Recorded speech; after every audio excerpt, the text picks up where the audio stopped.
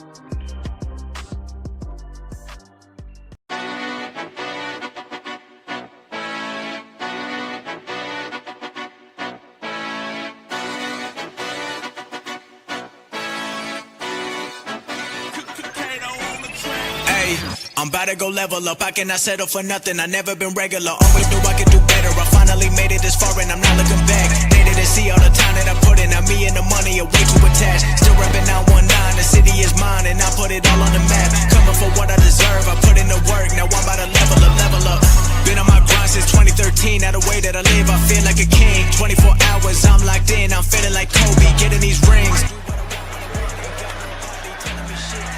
They bring six, Smith underneath, and they get it. Thornton.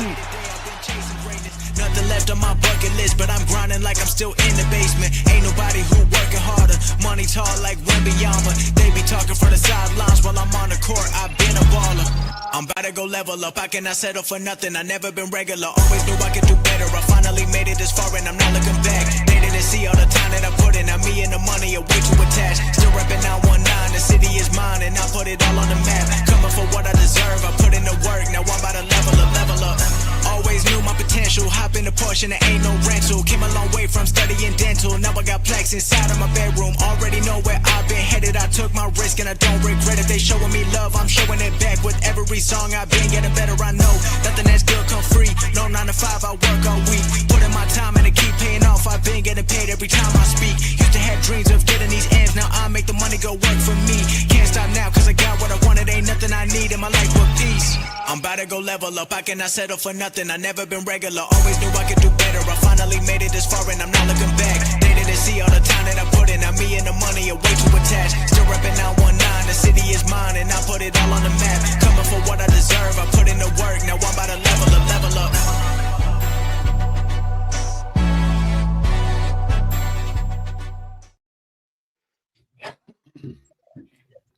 Salute Raider Nation. I appreciate y'all showing up, man. Salute to the chat. Salute to the mods in the chat.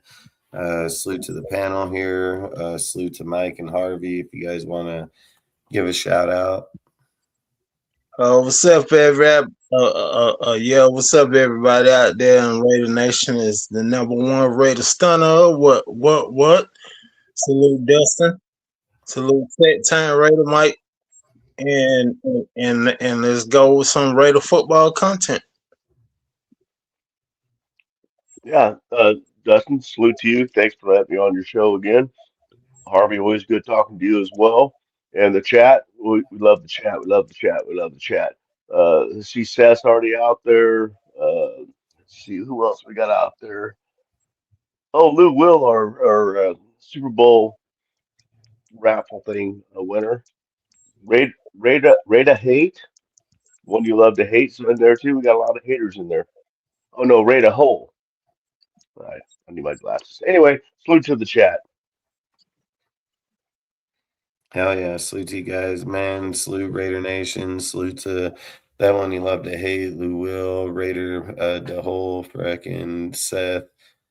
Aaron, appreciate all you guys, man. Really do appreciate it.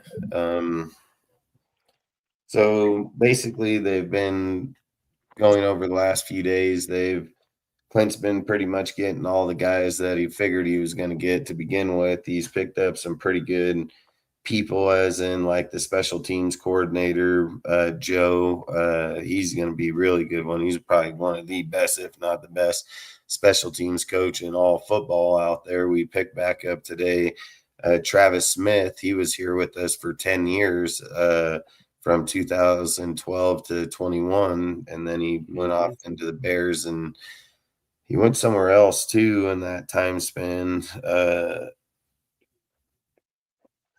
Was it the fucking? He was with the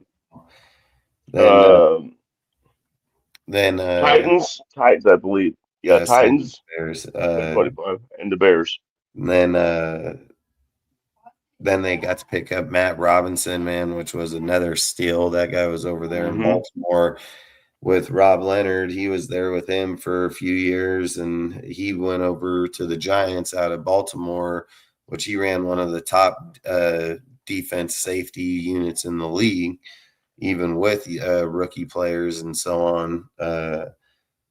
And he went over to the Giants. He secured that spot, and then Rob Leonard ended up hitting him up, and they let him come over here from there to come here to help him with this staff. So, I mean, there's a lot of key little pieces here that are getting picked up because of who people are. You know, I've heard a lot of people say they didn't like the Rob Leonard hire, and I think they're crazier than hell. I mean, it's the only unit that's been worth a fuck on the defense for the last few years. It's the only unit that's played at its level, if not help develop players.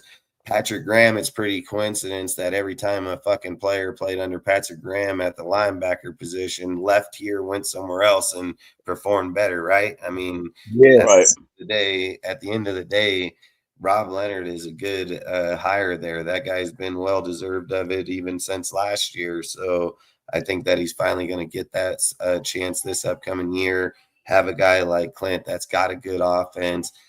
These dudes they're stacking them up around. I told you guys that Rob, what was it? Woods, fucking Joe Woods. Yeah. said that he would end up being a really good deal, and people are like, "Oh, they need to put a veteran guy behind Rob to be able to succeed." Well, guess who that dude is? Joe Woods could easily been the defensive coordinator. So for him to be sitting behind him to be able to help him out going forward, I think is obviously a plus there. There's a lot of good key people here. Like I told you guys that Andrew was going to turn down that deal and come here because he is Clint's dude, man. Regardless, I knew Ouden and Benton were getting blocked. I knew that for a while. I said that out a while ago that they were going to block them and that they weren't going to be able to come over here, and he was going to have to find different people there. The Carl Scott deal, I said straight up that after he took the Arizona interview, he decided to turn down all other interviews and stayed with the team. He chose that himself, like at those certain points, then they chose to go to promote Rob Leonard, which, like I've said, Rob Leonard is a good hire. So when you sit there and look at Joe Woods going to run the corners this year, you're going to look at Matt Robinson running the safeties. You got a lot of good fucking people. You have Travis Smith going to be running the fucking D line. There's going to be some pretty damn good talent over there. We still got to fill the linebacker position over there. I think the only spots we have left to fill is going to be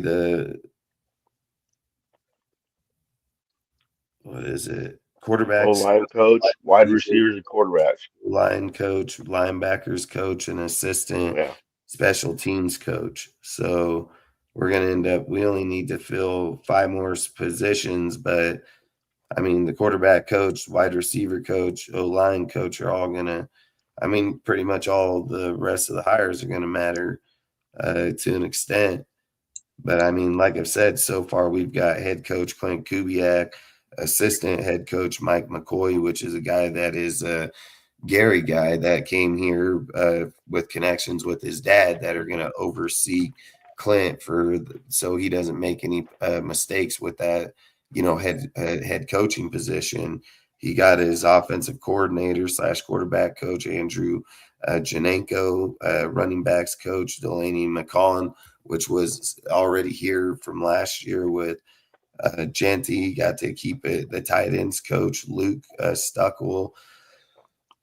He got to keep the offensive quality coach. The offensive quality control, Connor McQueen, he's going to stay. They promoted defensive coordinator Rob Leonard, pass game coordinator, defensive backs Joe Woods, defensive line coach Travis Smith, safeties coach Matt Robinson, assistant Lions coach, which was retained Kenyon Jackson, defensive assistant Rip Rowan, that was retained special teams coach, which is, this guy's a fucking baller. He's easily one, like I said, probably one of the top 2 in the whole entire league. Joe DeCamills. They got the SVP coaching operations, Matt Caparo, coaching analyst, Kenyon Clark, head strength and conditioning, AJ Nebel, which is a Max Crosby guy, fucking assistant head strength and conditioning coach Rick Slate, assistant strength and conditioning coach Matthew Fly, assistant strength and conditioning coach Haley Roberts, strength and conditioning assistant Deuce Gruden. They got a pretty damn balling squad here. They don't have no,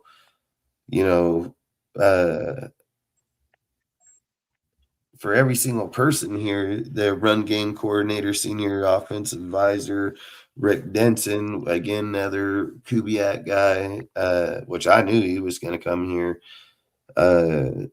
It's just like I said, it was Outen and Benton. That's where the real key part's going to come is who's going to be that O-line hire that they're going to get. That's going to matter. But last one you said Deuce Gruden. Is he related to John Gruden? Yeah, it's his son. Oh, really? And what position do Deuce Gruden have?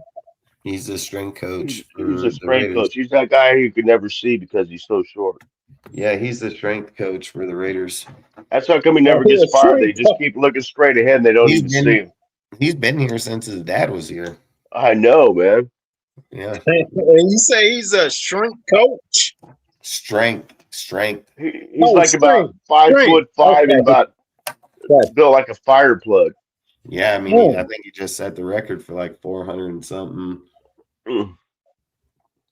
Mm. Some kind of weightlifting record, he said. I know. Okay. So, how many years was he with the Raiders? He's been with the Raiders Yeah. since Gruden was here. Oh, okay. Oh, Yeah, I mean, what is that? 6-7 years? I mean, well, Gruden came here in 18. I think Gruden showed up in 20, so maybe 5 years, 6 years now. you think maybe he might have wanted to be a head coach one day?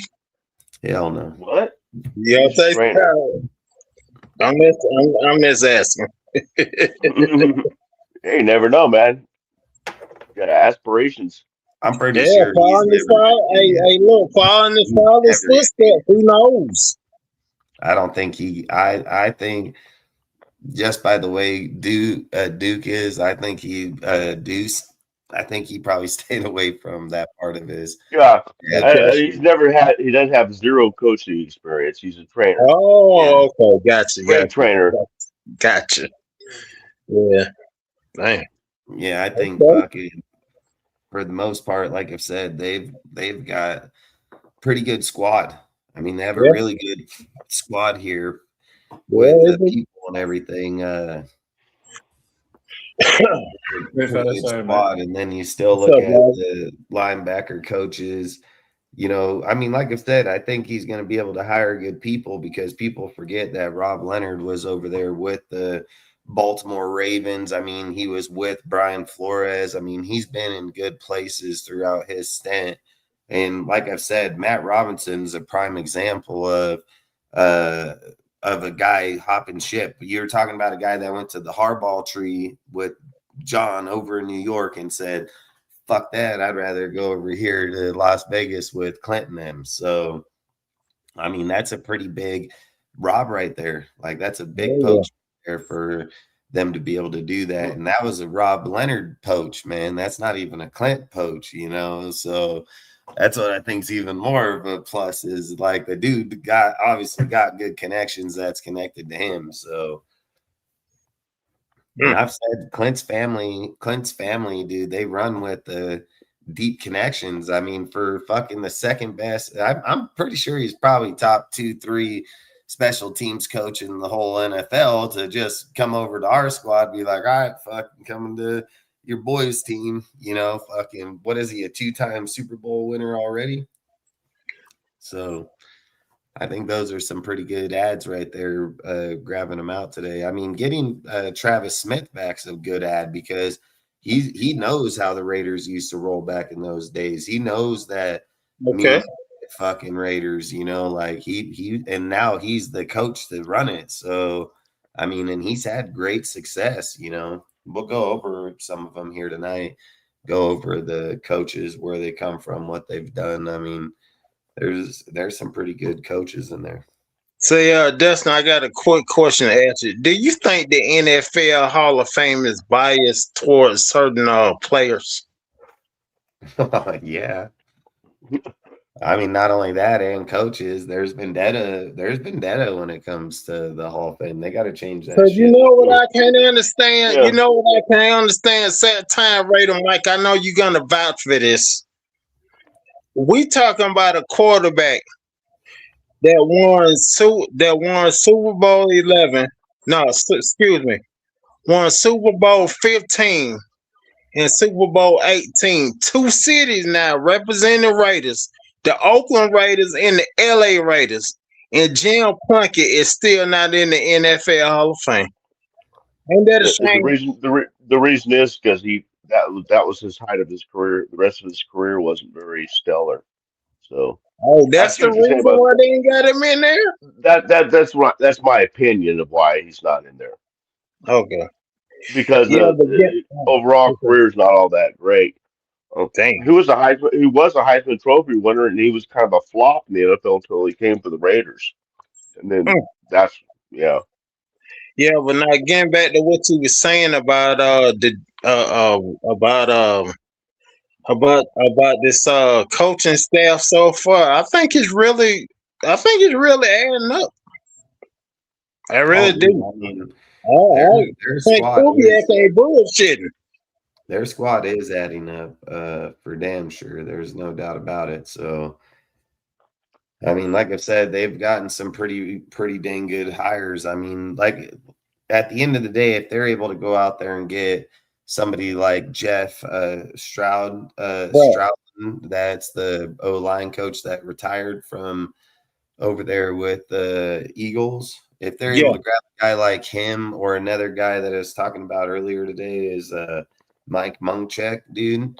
Mm-hmm. Uh, he's another could be another good ad for an O lineman. He's been on the Tennessee deal over there. He's been a Right. player in the NFL. He's one of the top O line coaches in the NFL. If we're able to grab a dude like him too, there's some good options that are still out there that can most definitely change up how our team can operate here, especially in the run game, so on. I mean, there's still the possibility that Rick comes over here Mm-hmm. and becomes the O-line coach. I mean, there's a lot of people on here that have a lot of O-line coach experience. I mean, freaking uh, the OC, fucking Andrew Janocko, he's fucking O-line coach for multiple years. So there's multiple people here that have O-line, credentials for sure.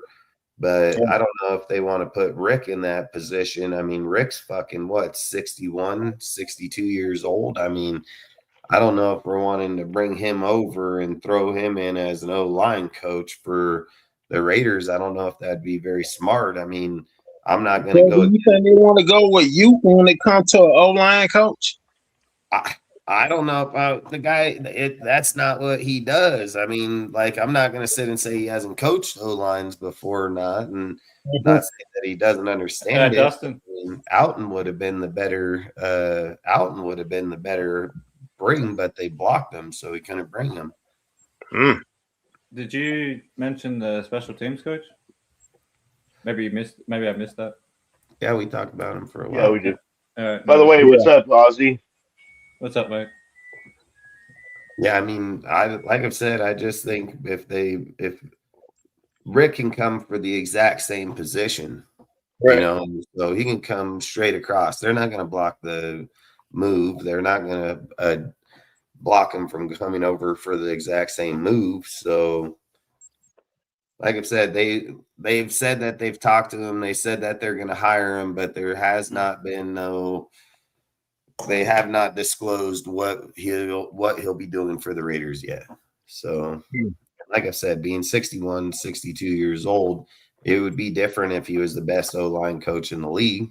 You know what I mean? Like, I think that would be a big difference, but he's not the best O-line coach in the league. So, I don't know. So, in other words, when they come to the O-line coach, they're going to keep us in suspense like a soap opera. I mean, it might be him for all we know. It could be him for all we know, but Never know. I would hope not. But you just, like I said, you just don't know. Would you say you hope not? Yeah, I would say I would hope not, because there's better talented coaches out there That's at that true. position. That's true. I mean, he's good at the run game coordinator.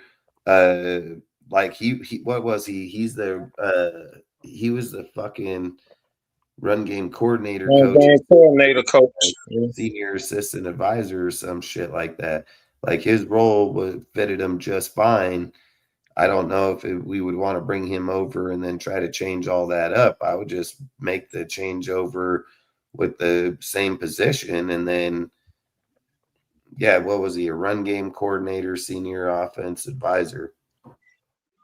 So I don't see why we would move him off of there and try to make him an O-line coach now. Mm. I mean, there's a lot of people on here that have, even on the defensive side, that are been O-line coaches. So I don't know. Like I said, I mean, at the end of the day, if they decide to go with Rick at that position, means he's capable of doing it, and he obviously wanted to do it. I would just say that there's better people at that position that are most definitely suited for it. I just don't. Maybe you don't know. I don't know. And there's nothing saying he's going to be the O-line coach either, or that run game coordinator position, because it says literally that there's been no talk about where he'll be on the team as of now. Well, when it comes to the Raiders, Dustin, you know nothing is for certain. Yeah, it's facts. Bill Callahan, I think Bill is in Atlanta with Stefanski. Oh, really? Yeah. He in my hometown. Okay. Yeah, he's over in Atlanta with Stefanski, and then Brian Callahan's over there in the Giants with Harbaugh as a quarterback coach. Okay. So have you heard any rumors about the Raiders might be trying to sign Tyreek Hill in free agency?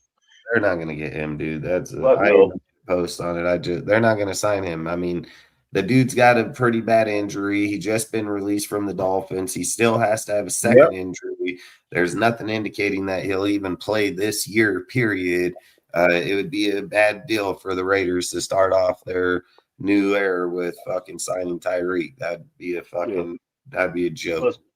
Plus the and then I also heard this domestic violence issues. Oh yeah. I also heard this rumor. The Raiders might try to sign in free agency Von Miller. I'm not saying if it's true, but I just heard that on YouTube. I'm not saying it's true. You know, when it comes to the domestic violence deals, I would have said a long time ago that. Well, I know they have hired or brought in some, but I'm just saying that we've had people like Trent Williams, fucking even Chandler Jones. I mean, it's just recently that were people like that. Yeah. But I just don't think the Tyreek deal fits us due to the fact that he had one of the worst injuries to happen in football. He's fucking still not. He has to have another surgery. I mean, there's a lot to go. We're talking about he may not even touch a field till 27, and he's fucking 32. Like I don't know if I would do that. You don't think the Raiders gonna sign Von Miller and get him out of free agency, do you? I mean, I would sign Bradley Chubbs before I would sign him, but I mean, who knows? Yeah, I heard something about him too. Bradley Chubbs is younger. He's younger. I mean, fucking, I'm not gonna say he puts up Vaughn. I mean, they're both good in their own ways. I mean, Vaughn has shown that he's rotational player pretty well. I mean, I wouldn't go be against signing him, but I don't know if I'd want to sign him as the starter all year long. I mean, I don't know if I'd do that. There's a lot of good people going to be out there in free agency, so I think that they can pick up good DNs. I think they can pick up good linebackers, O-linemen. It's just depending on how much money are you trying to spend up in free agency right now too. So, and then you'll have the other trade, or you'll have the other free agency when it's post June 1st, where they got to cut everybody to fit the deal, and even some good players will leave then too. So there's a lot of good, like I said, you got the combine, the draft. The only thing I've have an issue with is Fernando not competing in the combine. I mean, like, I think that's a pretty big fucking no-no for me. I mean, Shador did that exact same shit. That didn't turn out too well for him. There's been a lot of people that don't like when a player doesn't want to go through the combine. So you mean Fernando Mendoza ain't gonna compete in the NFL combine? He's not gonna throw or nothing. He's gonna wait. Oh my god! Oh man, they're gonna take down his stock. He's gonna go there. No way he's gonna fuck up his chances. Yeah, I think it's crazy. I think that's crazy as fuck, man. They Yeah, should. it I think is. I think it's bullshit, but they let him do it. Yeah, So they let people. exactly, man. He's not injured. He's not injured. He Right. has nothing wrong with him. If you get invited, you should have to compete. You should have to. Yeah. I mean, when they started their NFL combine, everybody had to compete in that, Mhm. man. And like, You couldn't weasel your way out of that.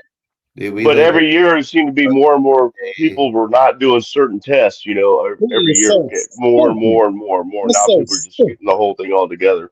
fuck yeah. Wow. There's so many pussies out there anymore. Fucking Exactly. dudes. Yeah. Same thing as some players don't play in college bowl games because they don't want to hurt their chances for the draft. Yeah, it's facts. I mean, the combine will show people's true colors on a lot of Yeah. people. Like a lot of people, their flaws, where they're at. There's a big difference when you come from college football to NFL. That's why they have the combine to people make throws, get under center, do shit they haven't done in college football, period. Most of those people come in a shotgun system their whole entire career, fucking clapping. Fucking, it's what they do. Yeah. Well, Combines there. like Raider Nation said, he'll probably do a private, workout, but that'll be just doing what he wants to do. I mean, that shouldn't be his choice. Like I said, Right, exactly. He's gonna throw at the pro day. But it's not. When did you ever hear a quarterback coming to the NFL selecting what he want to do? Yeah, I mean, it's not to the quarterback's discretion of what they're doing. It's the NFL. Like the thing that I haven't never understood about fans or players are they're not the ones that run that shit. The organization runs that shit. They're the ones that make the rules, not fucking people out there that don't do shit with the organization. They're not the ones that make the rules. I mean, at the end of the day, it's going to hurt fucking Fernando's stock. And I've said it and I'll keep saying it that Klint Kubiak is a veteran quarterback fucking coach, dude. He's always had veteran quarterbacks, dude, in every single stint he's ever been at. And I'm going to keep saying this, Dustin. Since Roger Goodell done took over, man, he done messed up the NFL, man. Oh, dude, they have. I mean, look at what they're doing with dudes going back into college for 6 and 7 years. That is so stupid. I remember when the college football player went 4 years and that was it. Yeah, look at Trinidad Chambers, dude. He's going back for his 6th year, fucking 24 years old. I mean, say what? His 6th year? Yeah, he's going back. 6th year. Yeah. It's just crazy how college is anymore, let alone with people in the NFL. That's why you got people like when you look at Moore, Dante Moore needed to go back. He still has 3 years eligibility. He needs to go back. He needs to get game tape. He needs to play more games. He can most definitely develop. Ty Simpson needed to go back, but Ty Simpson is like right on that border cusp, dude. But he knew that there was a lack of quarterbacks in this year's draft, so he'll probably go in the first round regardless. So he's just banking on his money going from IRL or NIL to fucking to the NFL, So when you have that's why there's so many guys playing 6 years in college because the NIL. I knew it was going to ruin everything. Dude, there's a lot of guys that are like, fuck, if I can't get equal money going over there, why the fuck am I leaving? I'll make $5 million here this year. They're like, I'm not fucking going over there, play 2 years to get $5 million. They're like, I just stay 1 more year, fucking get my say Dustin and set time Raider Mike. I'm gonna tell you this, man. The dumbest player I seen growing up that came out of college. This man played for the Washington Redskins, went into the NFL. He could not read. He could not even sign a check, man. He didn't even know how to count money. You ever heard of a player named Dexter Manley that played with the Washington Redskins? I remember that name. I didn't know he didn't know how to read or write. No. He knew how to fuck some people up, I'll tell you that. Yeah, he did. He did, but this NIL deal, man, it's gonna haywire, ain't it, y'all? Yeah, because they should be forced to come to the NFL and develop. That's Huh, what it's right. supposed to be. Yeah, you get one red. You get one red shirt year if you're injured or you don't start your first year. Exactly. That's it. That's how it was. That's what it should be. Man. I would like to look up the DNs who's in free agency, but the only way I'm signing Vaughn is if he's rotational and we're just getting rid of fucking Tyreek Wilson and them, Right. and we're just going with fucking. I mean, I would go after Bradley Chubbs, dude. I mean, depending on where he's at as a player, I would like Right. to look at where Bradley Chubbs is at. Yeah, And he's a good player. He's a good player. with Max Crosby, he'll be a great player. Fucking, Yeah. That's I true. mean, he's not the greatest player. Like he's most definitely fallen off over the last few years, but he still plays at a good level. And I Yeah. would most definitely like to see him play with Max for sure. And then if you had Vaughn coming off on rotation there, I mean, fuck, good luck. I say the Raiders defense with them two will be in the top 10. Yeah, Vaughn's gonna still kick your ass. I don't give a fucking Okay. old or not. He's still gonna be on you. Okay. Yeah. With them two on the team, the Raiders defense will be in the top 10. When you think so? With them on your edges, fuck. Yeah. I wouldn't say you'd be too far off.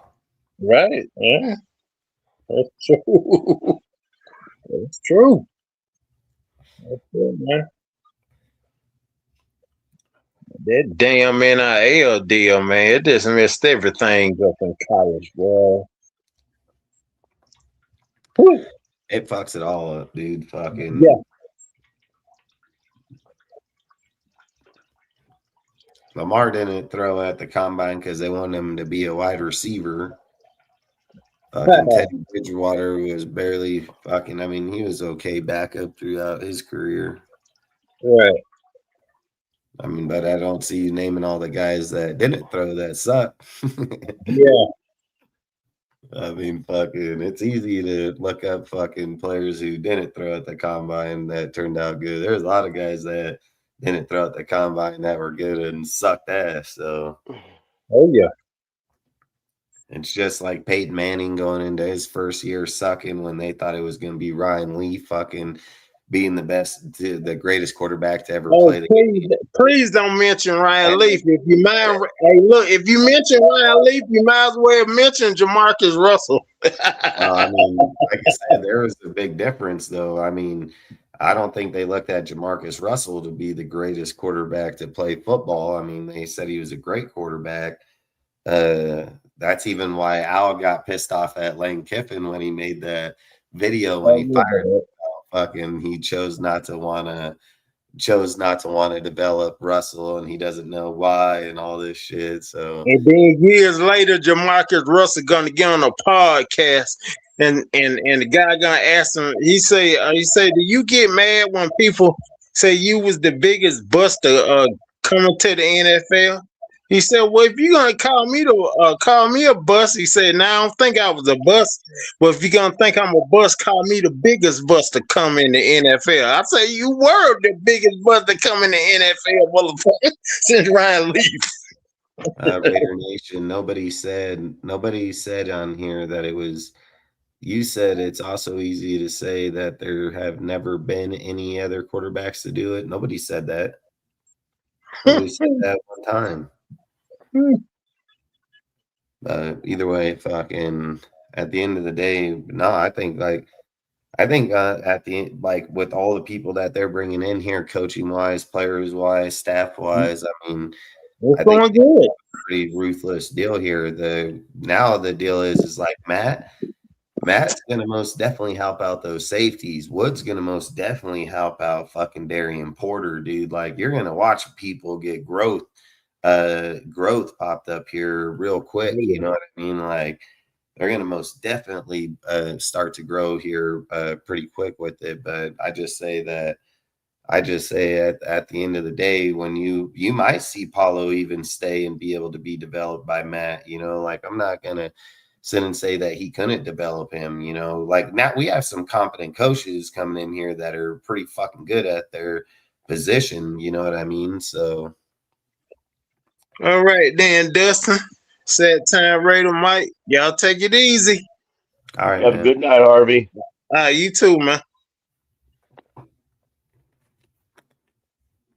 The trash dude throwing F-bombs all day. If you don't like cussing, bud, if you don't like cussing, Balance out, man. Man's fucking chat, you can just get the fuck up on out of that motherfucker then, because at the end of the day, yeah, motherfucking fucking fuck it. We're gonna cuss all we fucking want, like straight up. Now we're gonna cuss even more. Damn right. Motherfucker. God damn. There's one every night, man. Every night there's one. I don't give a fucking what they think, you know. I don't care either.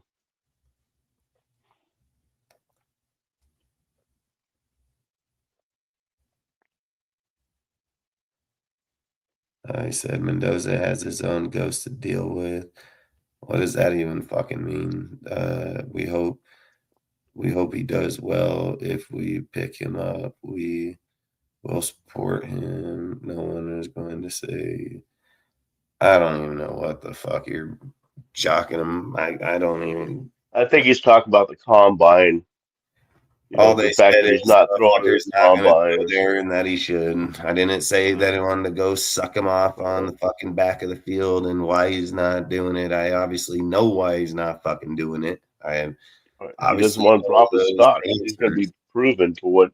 Yeah, I mean, you know, the thing that just is absolute crazy as fuck. I don't run the page that I run or do the content that I do and not know the fucking answers to those questions. Like, that's crazy as hell. We literally stated the question when the question was thrown out there about him not throwing. I didn't give a fuck about his life, decision by you. I didn't fucking most definitely didn't ask that. We just said he's not going to be fucking throwing there, that he should be fucking throwing there. That's it. That's all he fucking said. He didn't go off on no fucking deal about how come and all this other bullshit. Literally said the thing, if we rewind this motherfucker, I literally said he's not going to throw at the combine. He's going to throw at his pro day. I said a lot of guys get exposed during the combine. That's why they don't do that shit, just like Shador didn't do it. It's exactly they want to do a pro day with their own receivers, their own controlled situations and circumstances. When you get to the NFL, you're not going to be thrown to your own receivers. So there you go. You'll be on your own fucking team. And again, we didn't even bring up any of that. So it's not even a fucking conversation. Like, stay on topic or don't fucking talk, bro. Like, stay on the topic. Don't make up a whole scenario of shit. Like, let's not do that.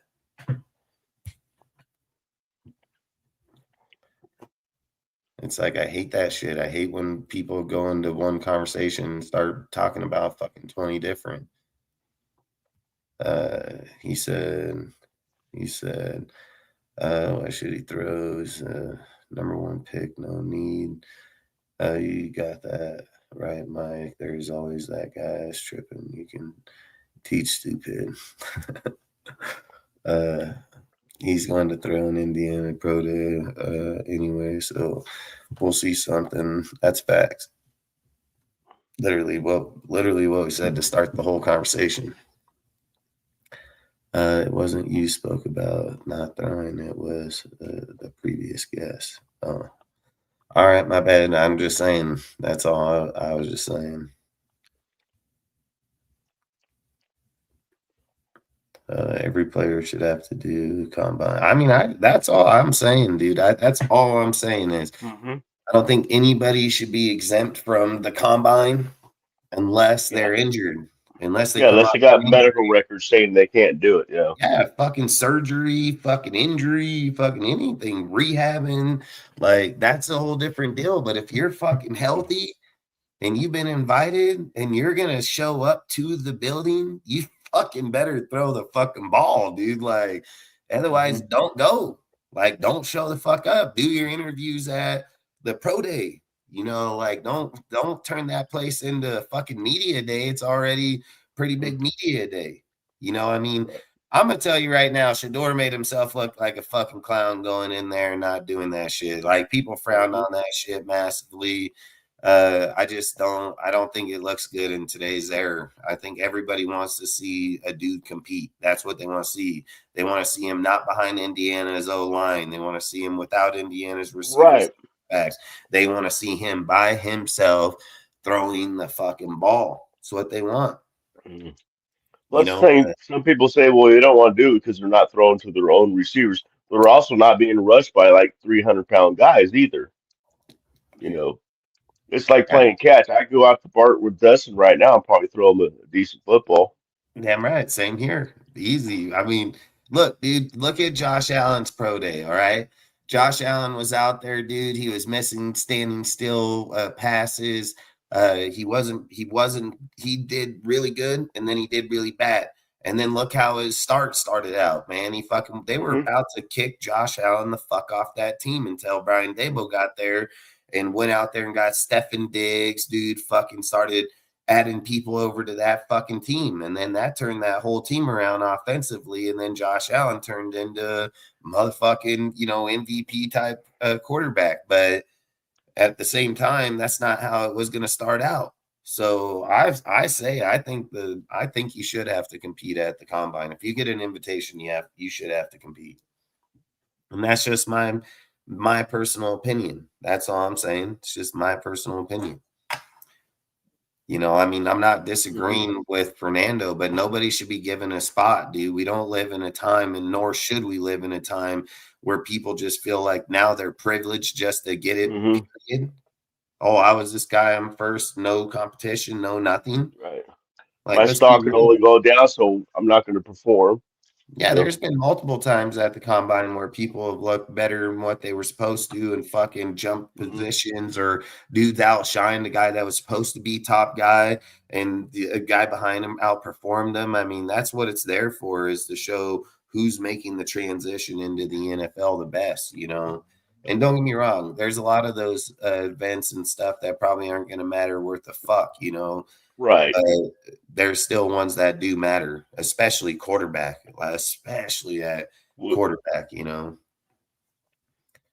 not going to matter, man. It's going to come a day where what matters is if you actually go out there and do it. That just shows a sign of character.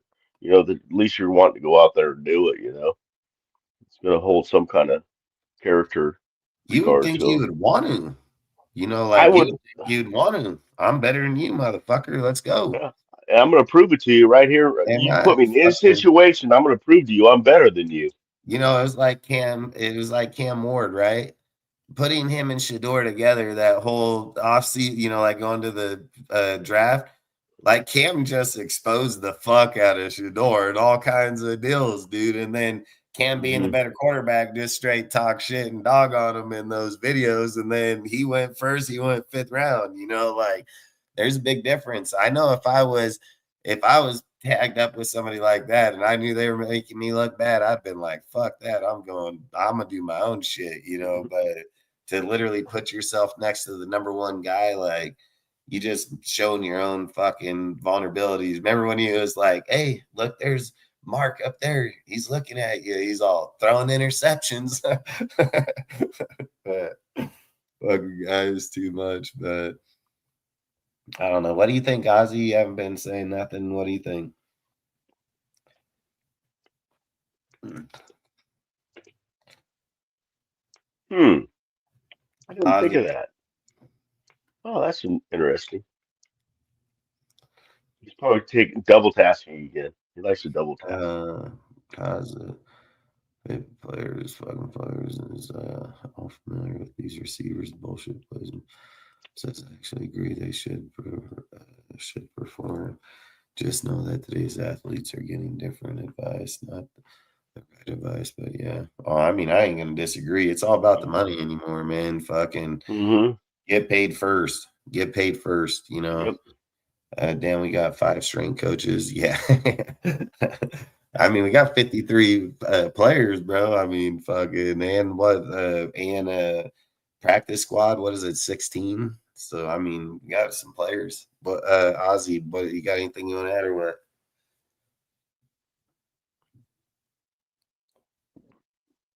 I just watched him unmute his mic, but now I can't hear him. Ozzy. He's trying to talk, but his mic's not working. Oh, his mic's muted or something. No, it's just probably maybe he was on something, and no, he's probably got to back out, come back in. It's his mic.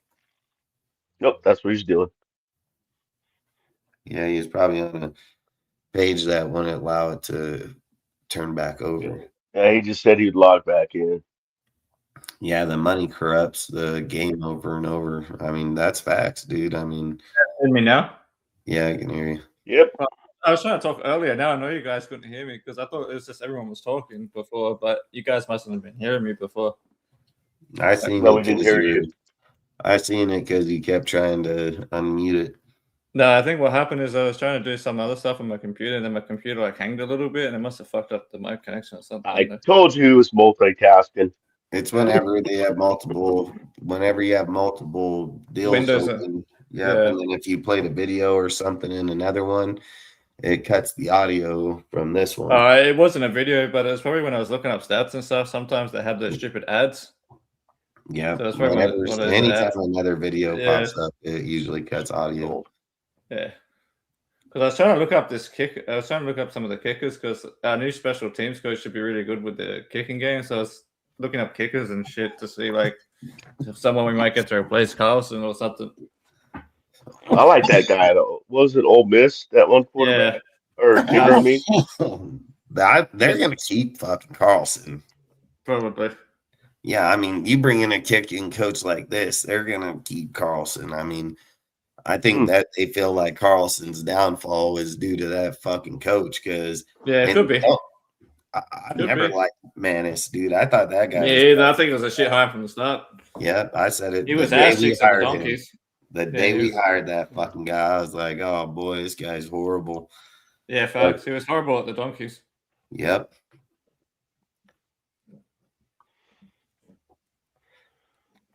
Well, he looked good because we had one of the best kickers in the NFL and one of the best punters in the NFL, so it made him look good. But you got to count all the other stuff, about is the kicker afraid to kick the damn ball now and kicking it off because he's afraid of getting his leg broke, by some guy rushing in on him. When That's why I'm not writing any players off just yet, except for Gino, because Gino's just trash. But a lot of players, had bad years. Yeah, sorry, go ahead. Nope, go. I was just going to say, a lot of the special teams, not just the special teams, but a lot of the players like defense and shit as well, just because the coaching was so trash last year and with McMahon and everything with the special teams, I'm not writing anybody off. Like, even Lube you never know. He might come back and end up being a good kick returner, punt returner or something he was in college. So who fuck knows? Like, I'm pretty much just writing the whole year off last year. It was so trash. I mean, there was not one position of development outside of the people. And when it's that bad, it's fucking coaching 100%. Like you can't, you don't know, like you can't just say it's the players, it's the coaches in this case. So I'm gonna wait until regression. Yeah, exactly. That's why I'm gonna wait until this new coaching staff comes in and does their evaluation, and then I'll see where players are really at.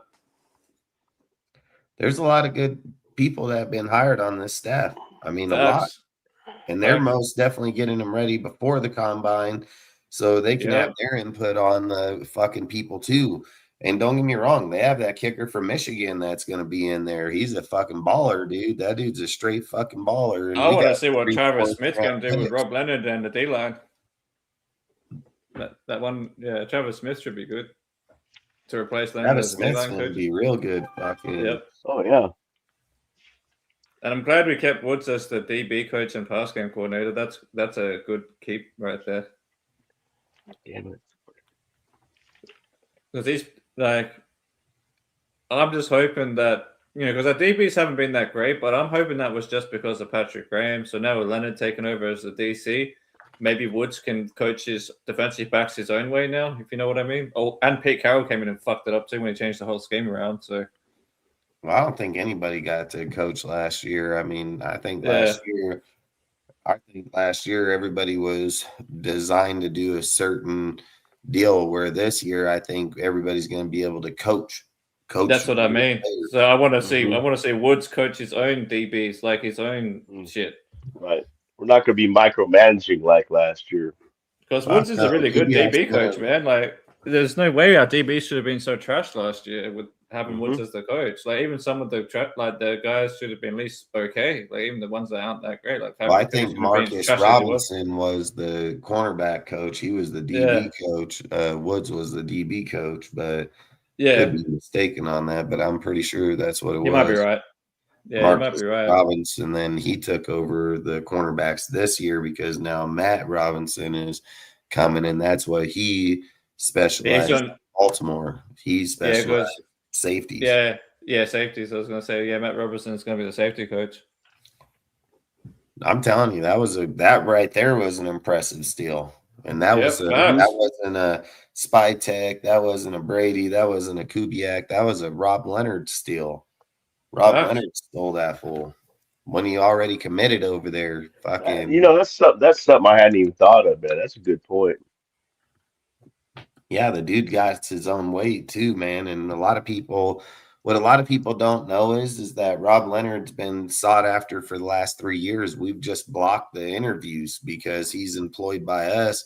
So unless somebody's offering him a head coaching job or a coordinator job, colleges have even tried to recruit him when we blocked him. So facts. That's why we gave him the run game coordinator or whatever title to give him because when we gave him that promotion, that technically counted as promotion to keep him in house. Yet another thing Spytech did, looking into the future and seeing what was going on, so he took care of it before it happened. The crazy part that I didn't realize is that before we got Rob Leonard, is he spent a year with Mike McDonald. So that's pretty cool, running as a linebackers coach. So that's pretty cool. That Rob Leonard spent like a year or something under Mike McDonald as a linebacker coach. Yeah. So that's another great thing on his resume, because I thought he was always D-line, but I didn't realize he did linebackers too. So I mean, it makes sense though, because there was another guy that was over there too at the same time. Didn't he play a DB coach too at one point? I think that's he was over there at the same time too. So yeah, because I always thought he was mostly I thought he was kind of like that guy from the Chiefs, not one that's a D-line coach right now, where he spent most of his career. He's had 1 year, I think, as a defensive coordinator, but every other year he's been pretty much D-line, a really great D-line coach. So I thought Rob was like that. I didn't realize he did linebacking coach and shit as well. This is really good. Because that's probably another position we need a lot of help at is linebacker. So if he's already if he's already got the experience of coaching up linebackers, that's going to help improve our defense dramatically at the second level. Dude, if I was saying the one to love to hate, if I was saying right now with still, because I mean the O-line is a pretty critical spot, so that hires most definitely. So if it's Rick, I'm not going to say that's a bad hire. But man, you still got your quarterback coach, wide receiver coach, linebacker coach, the assistant special teams coach. I can care less, but the linebacker coach, wide receiver, quarterback. If I was saying everybody right now,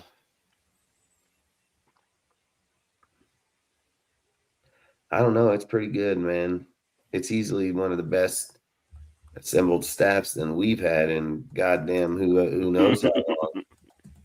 And I mean, let's just be real. Look at however you say that dude's name, Delane McCullough. Oh, Delane McCullough, yeah, the running back coach.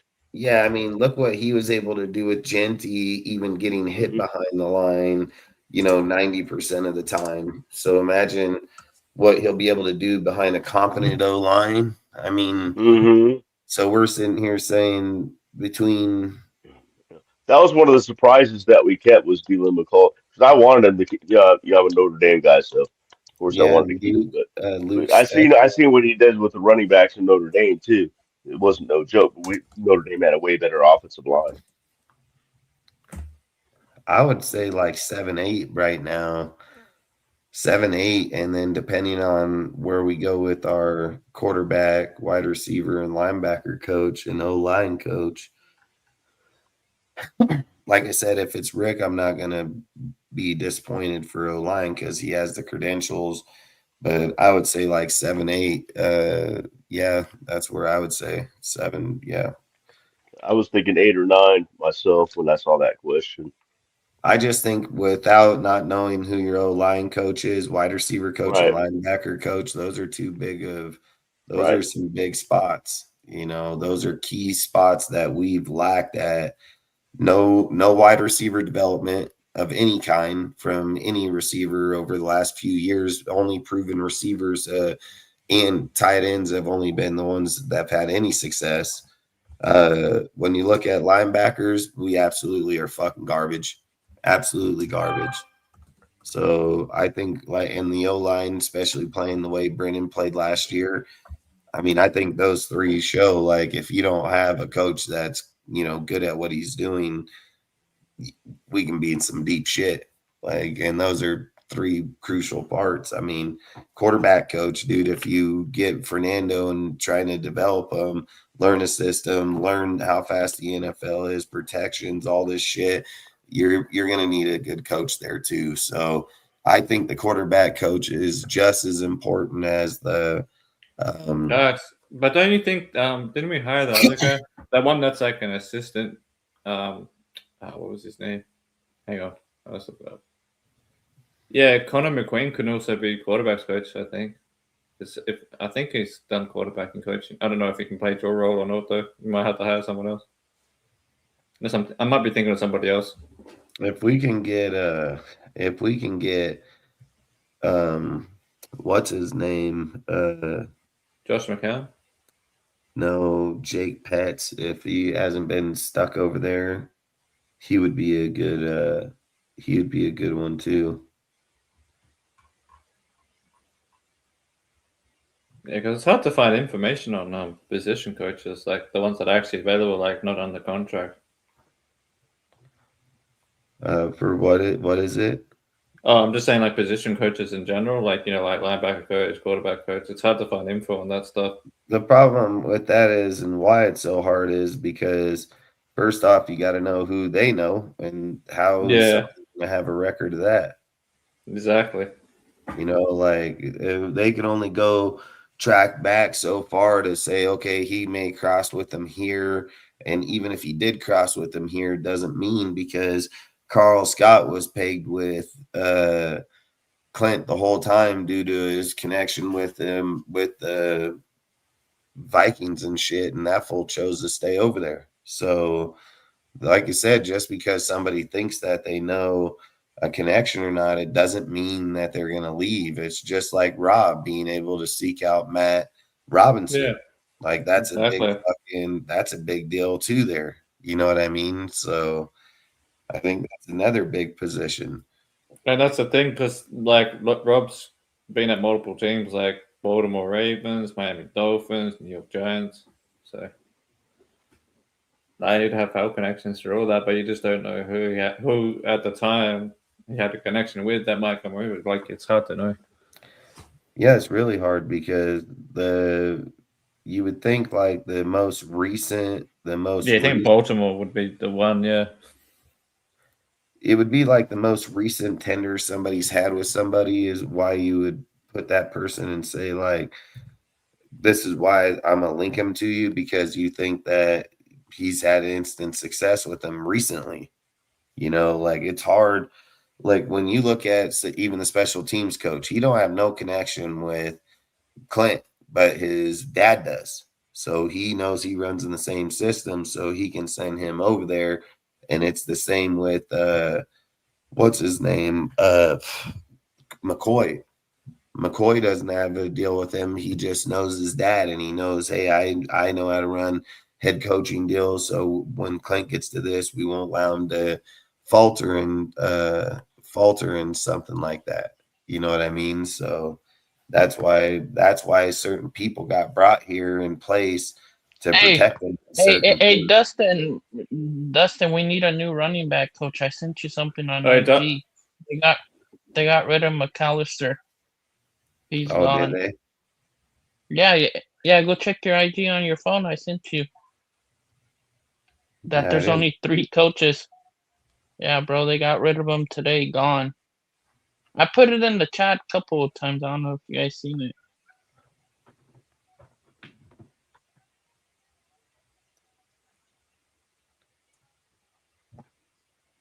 Because if you go look up the coaching staff, he's no longer on there.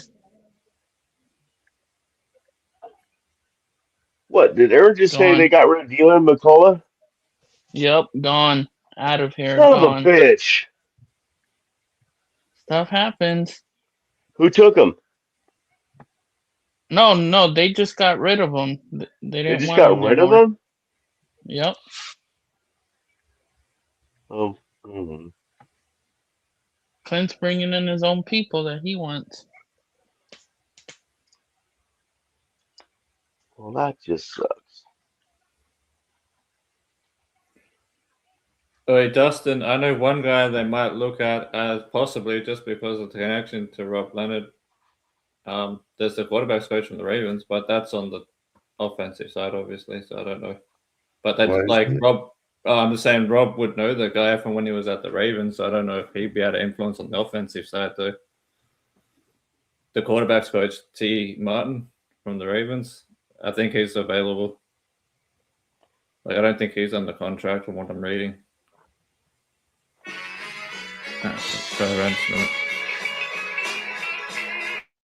Well, that would make sense for Rick. That would make sense for Rick. If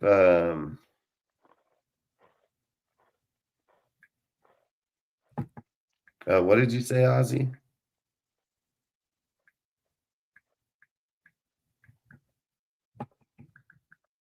Ozzy.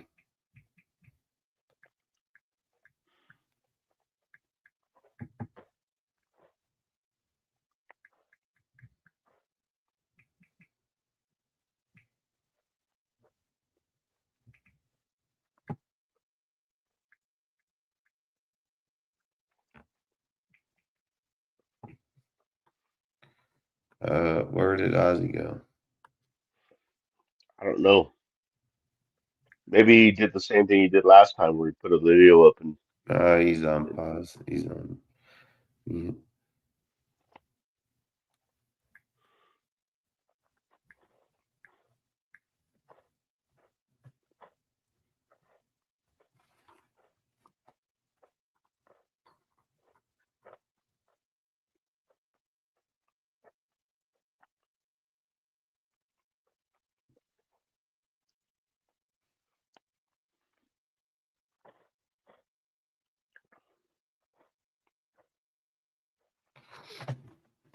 Yeah, my number just went down from my ranking too.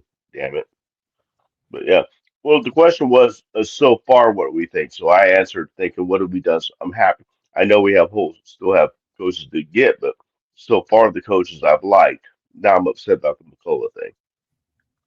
But that's why I gave it an 8.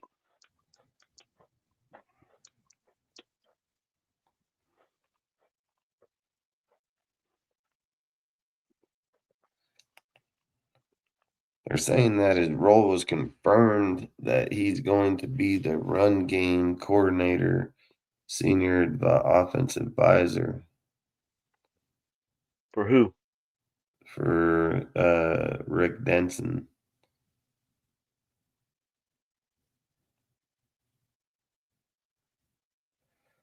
The role was confirmed following his departure from Seattle Seahawks.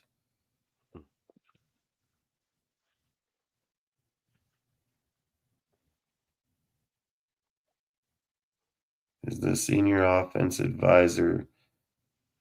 He is the senior offense advisor for the Las Vegas Raiders in 2026. So that's what his role is going to be. And what was his role? What was his role before? His role was run game coordinator, senior offense advisor. So he's just going to be the senior offense advisor as well.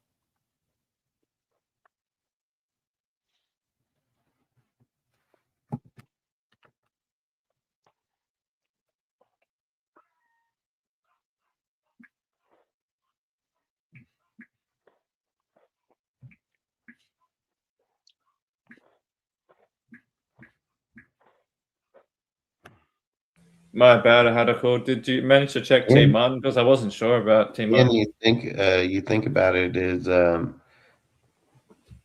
they could also be letting go of Pets and a few other people because they chose to go with the Niners pass game coordinator for the Niners. Yeah, is that for the Ravens? For the Niners and their coaching staff, so they can get rid of some of the offensive players over there for to come here. Yeah, fair enough. Because I was looking up like some of the Ravens stuff just because that was the last spot Rob was at, and then I was comparing like the year that Rob left there to come to us and everything. So I just didn't know if that, but I don't know if because he's a defensive guy. I don't know if it would matter as far as like the offensive guys that might be leaving the Ravens. But I don't know. Maybe he could still come, even though he's a defensive guy, convince him to come over or something. Because apparently, T-Mon left in February, so he was with the Ravens from 2021 to 2025, and he started off as a receivers coach and then the quarterbacks coach. So I don't know if Rob will influence that because it's the other side of the ball. So who? T-Martin from the Ravens. So he was with the Ravens from 2021 to 2025. As he started off as a receivers coach and then the quarterbacks coach in 23 to 25. Apparently he's leaving the Ravens, so I don't know if we can go after him or not. I'd have to, because maybe it's a different system. Because it would make more sense for the Niners just because of the tree that Kubiak comes from. But I don't know, like, what if we got a Ravens quarterback coach? Wouldn't that be like a different system? You're saying the Ravens, yeah. The Ravens quarterback coach. Who is it? T Martin, like T-E-E Martin. Apparently he's available, so I'm not sure about the system fit. That's a tough one. And he has ties to Rob because when Rob was at the Ravens in his last year there, he was because Rob left there, I think, in 22. So he was with him from 21 and 22 season. So he would have ties to Rob Leonard as well, in that sense that they would know each other from the Ravens. So I don't know if Rob could talk to the guy or not about coming over, even though it's the other side of the ball. But I don't know. But sometimes like a defensive guy can, try and pull an offensive guy. I don't know. They got that, familiarity or whatever from being on the Ravens together. So yeah, I don't know if he would run in Kubiak's deal because it's a different system. He's not the head coach; he's the defensive coordinator. So I don't think he's gonna pick out. I don't think he would pick anybody, but I'm saying, like, say that Kubiak liked the guy or something, and then you go, "Oh, Rob, can you talk to this guy for me? Because I know you guys have a relationship." Like, if Kubiak asked him to do it, you know what I mean, more than him. Yeah, but I think Kubiak already knows his people. Yeah, that's true. That's true. I don't think he's saying, "Hey, bring your friend over here." You know what I mean? Like, I think he would probably bring everybody into the room and be like, once he can't get his staff hired, if they need a spot and somebody knows. But for the most part, it's like I've said, I mean, Klint and his dad are going to build his side of the ball for the most part of it. And then there's still guys on the defense that are Klint's guys too. So I think Rob is going to be able to build to an extent, you know what I mean? But I don't know if he'll be able to build that much. I got to get my one lighter. Might have to look up the Niners then.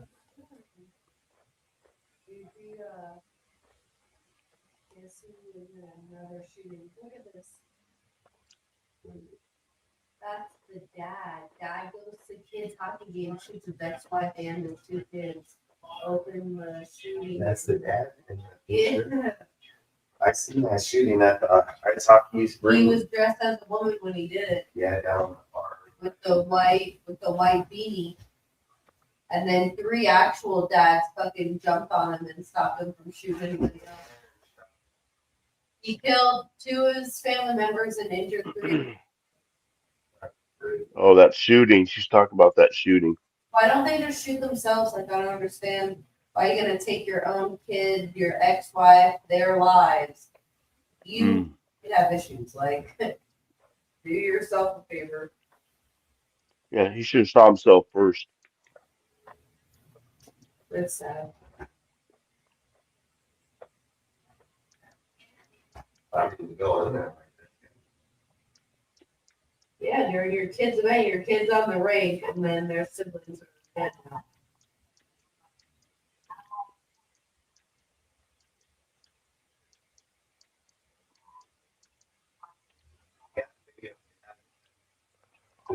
See on the side of the Yeah, because the camera guy was wearing phones, but that's yeah, but at the end they were able to zoom in on it. But the guy behind him choked him out, and then two other dads and ran in and helped him. It sucks that you can't even go to your own kids' sporting events without shit now. they're trying to show me How many of these fuckers do we need to go shoot like places and things up before they actually? Crazy one. They need to open the entail files and put these gender weirdos. I never go on X at all. And I was on X today, and it's just one thing after another. White people should apologize. Yeah, we should apologize for slaves. And reason why they say why we got over that. We should. Yeah, but they're like, you shouldn't say that. You tell them how we can help them. Yeah, and I said, fuck, you're crazy as fuck. You're crazy as fuck. If you think Did you say you're in front of here? if you're gonna come to me and tell me some bullshit like that, I don't know.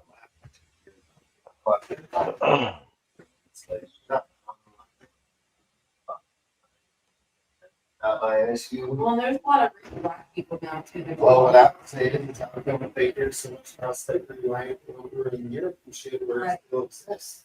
So why are we over here talking about something that hasn't been here for a long, long fucking time? But I don't see in every country depending on those times. So you don't. And if anyone has any type of rights to put in the day here, Yes, I got it right. That's my biggest, I saw that everything. I'm like, fuck. The Irish have it worse than the blacks, the fucking in the coal mines, and the fucking Indians that got that fucking black fucking face of fucking earth. let's say that many of those things you play their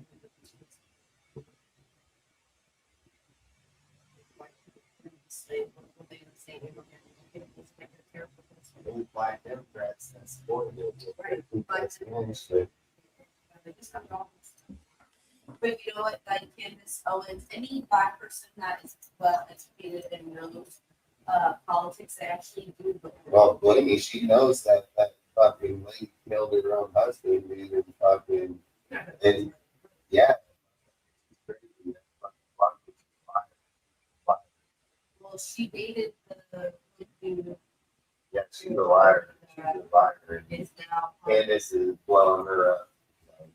the guy that owns a Point. She dated that dude before Charlie, and now it's like the next person. Yeah, there's no videos of it where she said she didn't date and go out and do another second for They say like she might be in and he was just not in. She fucking got killed. They didn't take that money. Charlie didn't take that money from them motherfuckers. From Ukraine, right? Yeah, then once he died, they took all the money. And then they'll talk about Ukraine.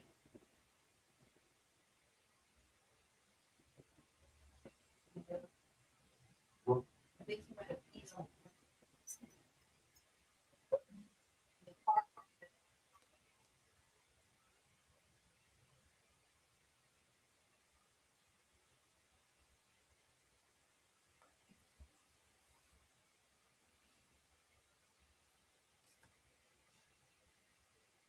Oh shit! Looks like everyone's fucking heading off. You still there, Mike? Yeah, I was still here. Sorry, I was just reading the chat. Somebody must have came in late. Oh, good. Said that we already have a running back coach. But yeah, Aaron just reported to us a little while ago that they let Dylan McCullough go. So we don't have a quarterback coach or running back coach. I'm sorry. We don't have a quarterback coach either. But. Yeah, I was just trying to look at coaches, like position coaches that might be available. And then a couple of the teams that it might be worth looking at is the Miami Dolphins and fucking the Green Bay Packers, just because of the changing stuff and that. So the one you love to hate is asking you a question. I think, the one that you love to hate. I think the coaching hires at this point are great. Like, I was never against Kubiak. I just didn't think it was going to happen until it happened, kind of thing. Because, like, there was all talk about Ben Johnson and shit last year. So, like, we're probably going to go with someone Brady knows, like a Flores or someone like that. Maybe they want to go with someone proven or something. But then we ended up getting him, so I'm happy about it. And then everything we've hired so far has been good hires. Like, the guys are very experienced and have a good track record at their position. I don't know how the Jews tolerate them. I'm thrilled with it, to be honest with you, man. Yeah, same here. Like, I think this is probably a better coaching staff we've had in a while. So we'll have to see how it all pans out. But so far, so good. We're not there yet, but I like what we've done. That's why I gave it an 8 or 9, or 7 or 8. I'm waiting for Dustin to come back because I want to ask him a question about a couple of coaches that I'm looking up. He's talking. We had a recent shooting here in America. Sorry to hear that. At a children's hockey game or hockey rink. Seriously? Yeah. Guy shot a couple people. I know you guys have the Second Amendment, but maybe there needs to be tighter gun control on that shit. Like, you can still own a gun, but maybe you have to go through certain protocols or something. I'm not for gun control. It's not the guns that kill people, man. You take the guns out of people. Yeah. Oh, I'm not saying it's. Yeah. You're just taking. Oh, that's politics. We shouldn't talk about that. No, I'm sorry. Yeah. No, I wasn't saying to get rid of it completely. What I was saying is, I know. Just have a stricter to get a gun. Yeah. Like a psych test and everything, so you don't have to psycho people with guns. That's all. Yeah. Because even in state, we can still own a gun. You just have to go through certain protocols. Yeah, it's a lot laxer here, but anyway, that's politics. We should stop talking about that. Yeah, I was talking about it. My bad. I brought up the thing. But yeah, it's all good, man. I'm sorry to hear about the tragedy, though. Yeah, it happens here a lot. Yeah. Unfortunately, yeah. I can't remember where it was at though. Maybe Dustin knows. What? That shooting your wife was talking about. Oh, that we were talking about in the hockey ring. Yeah, that children's I swear to God, my mic picks up everything, dude. I know we can hear everything. So we're trying to cover it up. You hear me in there talking? Well, when it got too bad, I started talking. So. Yeah,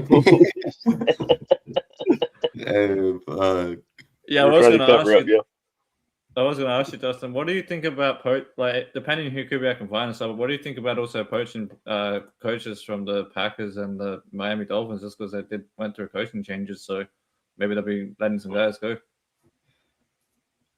I mean, I don't know. I mean, they're like I said. I think they're going to try. Everybody's going to try to poach from anybody they know. I mean, when you look at the Matt Robinson hire, he was already employed by the Giants. So just because someone's somewhere and that they're getting released doesn't mean that they're technically not going to be able to leave. If a team has somebody else in mind that they're going to promote, and just like the Harbaugh allowed the guy to leave. He allowed him to leave after he just signed with them over there. Harbaugh could have blocked them and been like, nah, I'm not going to allow the interview or not. And Harbaugh was like, hey, if that's where you want to go, I'm not going to stop you. So, I mean, some coaches like the Seahawks are desperate to get back, so they blocked Alton. So Alton can't even take an interview at all with us. And then Benton's pretty much said like he plans to stay there with the Seahawks. Then it's fucking Jake Petts. He's the only one that's kind of up in the air where I think the quarterback coach, because he can most definitely come and be the quarterback coach for sure. So that's a spot I can see being filled there by the Seahawks. Wide receiver coach, I want to put past the guy we interviewed from the Seahawks either, because he's not employed. So he can most definitely, but I also don't know who he knows. I don't know who Kubiak's connections are with wide receiver coaches either. So, and then now that they released the halfback coach, I mean, that's even more of the hit. I thought they were going to hold on to him. They said that they didn't I'm thinking release. they must have somebody in mind if they did that. Said that the Chiefs were interested in him, man. Somebody said that in the chat. Yeah. Yeah, but they didn't go Well, if the with Chiefs are interested, they could do a trade. They That's are fine. not. They're not because they hired. D'Amico Murray. So instead of hiring him, He was a running back, wasn't he? D'Amico Murray, wasn't he a yeah, running back? in the NFL, yeah, he's been in Yeah. college and he's been doing really good in college, and then now the Chiefs signed him with fucking what's his name? Fucking God damn it! Why am I spacing that guy's name now? The dude that was there a few years back when they won the Super Bowl. Fucking salute, Los Raider, man. Appreciate you, bro.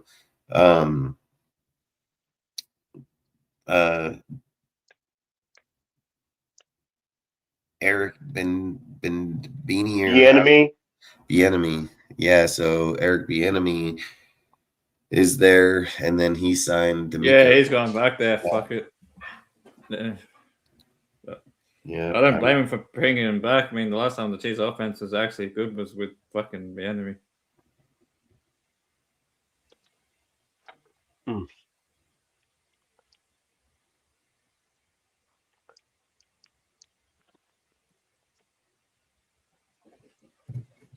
Damn, we missed out on one of them, but I went to Chicago. Damn it! I'm trying to find coaches, but every time I check up where they're at now, they're like already fucking. They've already signed with the new team. Fucking Eric Studsville just signed with Chicago. God damn it! Because he said running back coach, and I'm like, oh, Eric Studsville might be available because of the coaching changes, and then fucking Chicago's already picked him up. Yeah, Dustin had him on his list of possibilities for the Raiders. I remember. If I remember right. Oh, here we go. Yes, he did. He's running back coach. Or who was it? You said Eric Studmeyer or Rick Dennison. Guess what? Yeah. You got Rick Dennison. You got that one, man. I've got a few of the coaches. I mean, I've called a few. I know, man. I think I wrote the date down when you said this too. Yeah, you said it on February 3rd is when you made this list. So you had it before anybody said it. Yep. I mean, I said I wasn't going to get them all. I said I'll get some of them. Yeah. Some of them won't be able to predict just because don't know where they're going. Let me count here. You predicted Andrew Janocko. You got it. That's one. Didn't get those. Didn't get Simmons. Didn't get Olsen. You did get Rick Dennison. That's two. You got. You're predicting Zach. Just in case you're still thinking about. For wide receiver coach, you had Zach as something as Nani as knee. Yeah. Okay.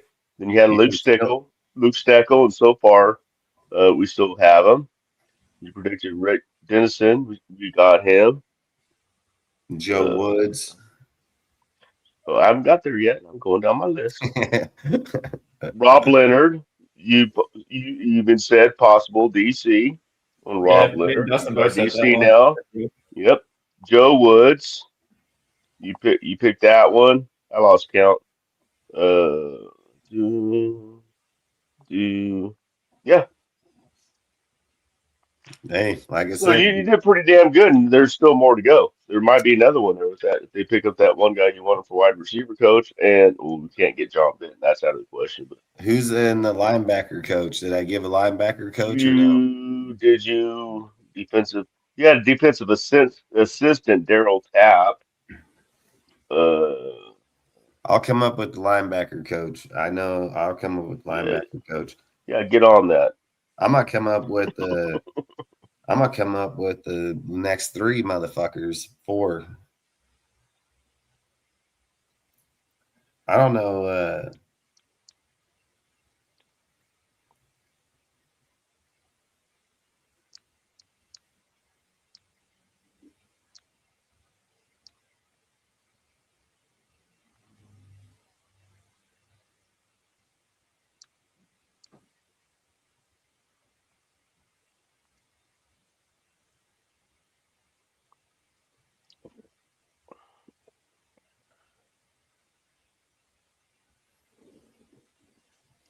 Just was able to remark. Zach Azani with the Steelers from 24 and 25. That's the guy you picked for wide receiver. What about Anthony Caponelli? If I'm saying that right? Because I don't think he's been retained by Miami since Jeff Hafley took over. And then there's also DeMarcus Covington is available. The Packers D-line. Oh, we already got D-line coach, but he's run game coordinator. But I think we filled that position, haven't we? So yeah, pretty sure we filled that position already. Yeah, so he doesn't have the run game coordinator title. I mean, we could hire Covington as the run game coordinator unless they're going to give that title also to Trevor Smith, because he's got the D-line title, but not the run game coordinator. Now that Rhodes been promoted to the DC. So, I mean, we could get DeMarcus Covington in as the run game coordinator for the D-line. And then Anthony Campanelli as a linebackers coach, maybe.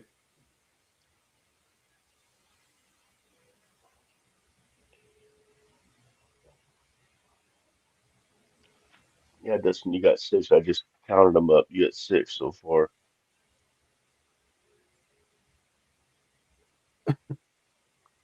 Not bad. Not bad at all.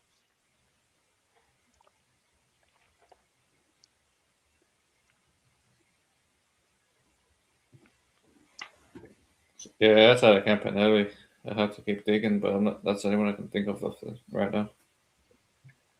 Is he for wide receiver? No, the linebacker coach. Oh, the linebacker coach. Okay. Yeah, from Miami. Because I'm not familiar with the name.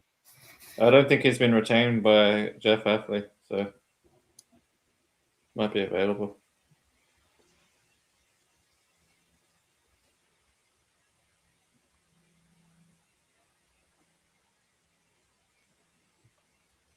Somebody, the one you love to hate throughout, Michael Hodges for linebacker coach. I have to look that one up, to be honest with you. And Lou Wills throughout for running back coach. God bless it. Deshaun Foster for running back coach. Yeah, so just to put it out there, because I know he's been a coach for a while, but I didn't know his whole history, so let's quickly pull it up. But yeah, he started as a linebackers coach in college in high school back in 2006. Then he went to the NFL. Went to college. I'll bring that up first. He went to college at Rutgers in 2013.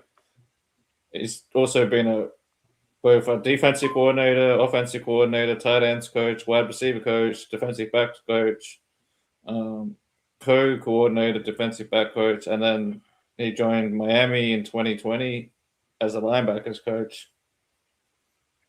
And then he was in Jacksonville right now. So maybe he's already been picked up. I don't know. I'll have to check into that. But if he hasn't signed with Jacksonville, that's another guy to look at, because he's a potential defensive coordinator. But if they're offering defensive coordinator, he ain't going to come in.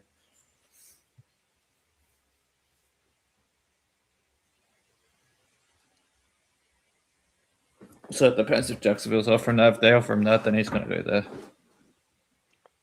I got from one of our chatters. I think it was. Let me look up his name. I don't want to get the wrong name. The one you love to hate throughout, Michael Hodges for a possible. Michael Hodges. Yeah, he said he joined Cincinnati. Oh, my bad. Go. My bad. Okay, I'm sorry. You already know about him. So he was asking if you knew what. So I looked him up. But, you already know who he is, so you go ahead. No, I'm just saying I know who he is. I wouldn't be bad about having him. It wouldn't bother me. Yes, he said he joined the Cincinnati Bengals as their linebacker coach in 2025. Previously, he spent 8 seasons, 2017-24, with the New Orleans Saints, serving as linebackers coach. Yeah, it's from 20 to 24 of those times. Known for developing players like Demario Davis. Extensive defensive experience. I like what I read about him so far. Yes, I say that. Yeah, it sounds like a good hire. Is he available? I mean, Are they like talking about getting rid of him? That's the thing I don't know. Yeah, I'm not too sure. I had to check that. That's the thing is like, I mean, he's going to want to make a lateral move if he's happy where he's at. That's the kind of the problem with Alton right now is it would be a lateral move from where he's at to come here. Yeah,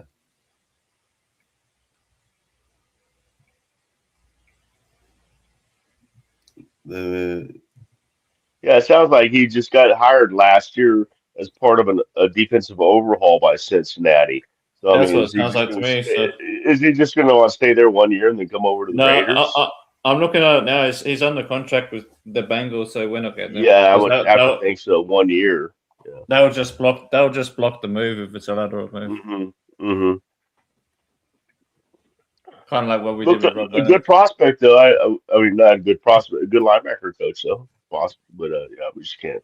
That doesn't seem possible. Yeah, because the only way you can put in the request to interview him, if the Bengals will allow the interview, then they can allow him to leave. But if the Bengals don't want to allow it, because it's a contract, they're going to tell him. I don't think they will, man, because they just signed him last year, so they probably just block it. How we blocked Rob Leonard from being interviewed. Right, and the fact that it was part of an overhaul for the defense. I mean, they had plans for him. It's not like it was just like, oh, we're just going to pick this guy up because he's available, you know. Yeah, pretty much. Yeah, he definitely came with the new defensive staff they brought in last year. So that makes it kind of unlikely, not impossible, just unlikely. Yeah, just unlikely, just because I don't think Cincinnati will let him come over. Yeah. Unfortunately, but it would have been a good pickup if he was available. Yeah, good. I mean, good linebacker. Yeah, Al Golden. Al Golden is their new DC that he's under. So yeah,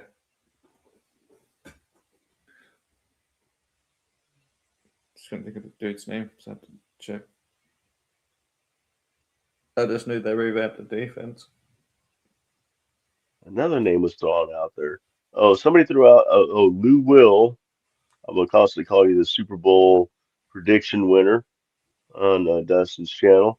Deshaun Foster for running back coach. I'm going to look that guy up. Look, this is who I think that they'll hire for. I think the Raiders will hire Kenny Polamalu as the halfback coach. Ooh. That's who I think they're going to end up hiring. Okay, hold on.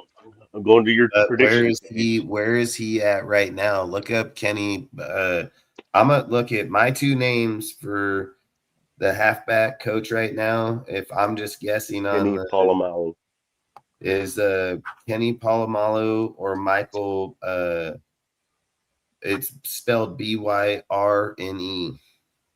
Oh, Byrne. Yeah, you mentioned him before. Yeah, as the offensive assistant. Yep, I think it'll end up being him. Hey, Dustin. Yeah. Sorry to interrupt, but just what someone brought up in the chat, Deshaun. What do you think of Deshaun Foster? They are available. The running backs coach. Who is it? Deshaun Foster. He's not bad. Where is he at? He's available right now. Apparently, he's not on a team. So, from what I'm reading. That's where I want to see where Kenny Polamalu's at too right now. Because it says here that apparently Deshaun Foster is available right now as of 2026. Like he's not signed to anyone right now. But there was rumors that he could go to the Oklahoma Sooners or Kansas City Chiefs. He ain't going to the Chiefs.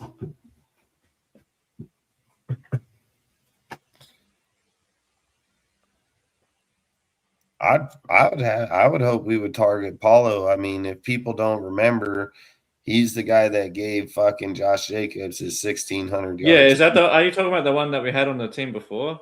Yeah, he was here with us before. Because he came with McDaniels, right? Yeah, well, no, he came with Gruden. Oh, Gruden, that's right. That's right. They retained him. He runs the same system as Kubiak does. He runs the same system as Kubiak. Yeah, I definitely let me check. You're talking about Troy Polamalu.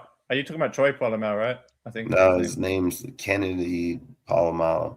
Kennedy. Yeah, it was one of the Polomalus. Deshaun Foster was what I'm finding is not ever coached in the NFL. He coached for UCLA in Texas Tech, and he played running back for Texans, right? Um, NFL second round pick, Carolina Panthers, and I think he also played for. I thought I saw he played for San Francisco, but I What could was be his name? mistaken. Deshaun Foster. Somebody brought him up as a coach. He's only. I've only Yeah, seen he's him listed as a coach in college. I don't see any NFL coaching experience, unless I'm missing something. Dustin. Just to answer, fuck it up. So I'll bring them back in a minute. Just to answer your question about Kennedy Palomar. Yeah, that's my ringtone. But I love that because I like the jazz and the blues. But anyway, yeah, just saying that Kennedy Palomar is available. Apparently, he left Seattle on the 10th of December 13th of January this year. Made it official that they parted ways. So he's available now. He's like a free coach, agent, whatever. So we could target Kennedy Palomar. So Palomar as an offensive player? I didn't. No, as Kenny Palomalo will be the halfback coach. Yeah, halfback. No, I mean, yeah. So he played. It's just funny because the rest of his family that I've heard of, they played in the defense and secondary and stuff. So yeah, he came here with Gruden. And he was the coach that developed Josh Jacobs. And then he got retained by McDaniels. And then he had his best year under him, 1,650 yards, 1,645.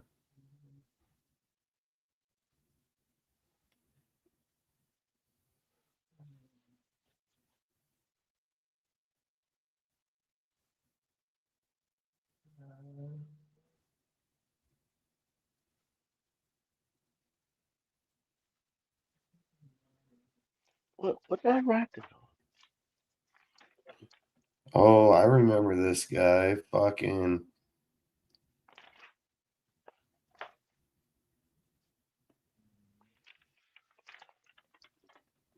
All right, I remember that guy.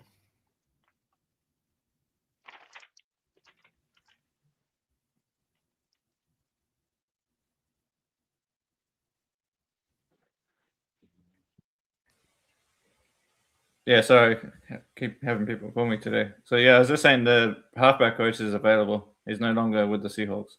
I would get him. That would be the guy I would target, man. If it was now that you mentioned it, yeah, I'd definitely take him. So that's Kenny Palomar. That's who you're picking for your running back coach. Yeah, I'm gonna stick with Dustin on that one. I agree with that one. I think that's our best option. He was pretty good under Gruden and McDaniels. Pretty sure he was an ex, wasn't he? You can't pick a coach that's easier to spell his name. I think he played rugby or something. Or he was a halfback. Didn't you give me another one besides Kenny Palomar? Dustin? One more time. Burn. You said Burn. Oh, that's right. You said Burn. Possible running back. Okay. I need to figure out who the wide receiver coach and linebacker coach will be.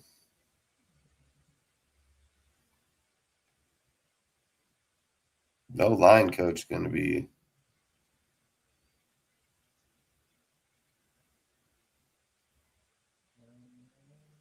I played for the Trojans.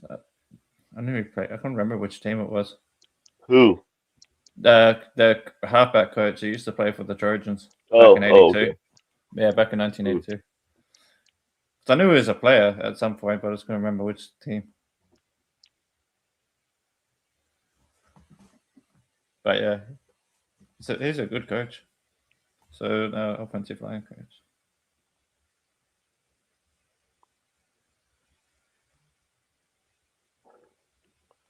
Okay, I'll look up Michael Hodges' contract.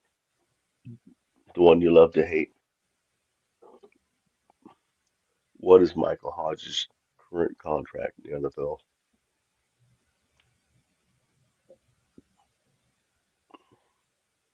Three-year contract was $48 million.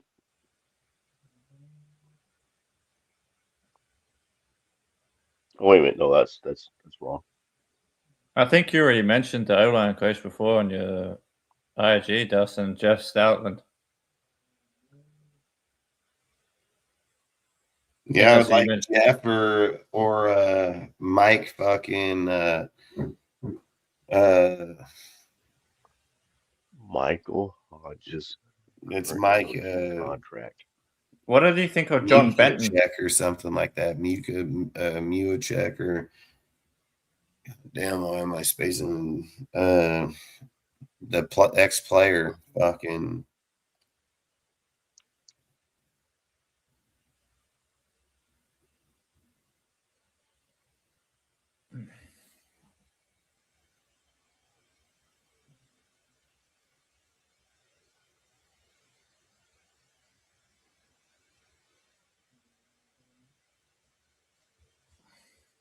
Let's check this person's on the contract. Yeah, I'm getting contract status bullshit. I'm not even gonna read it out loud because this doesn't make any sense.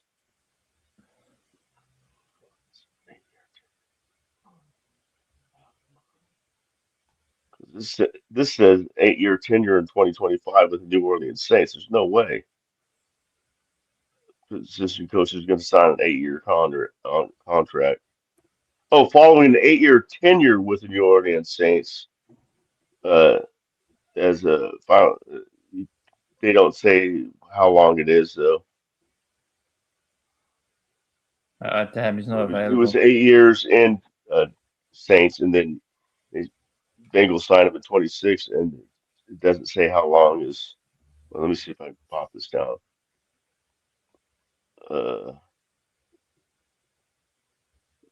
Specific financial terms or exact duration, number of years of his contract with the Bengals have not been publicly disclosed.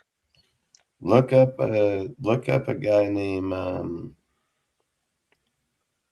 Chris, and then his last name is spelled Rumph. Where is he at right now? Chris Rumph.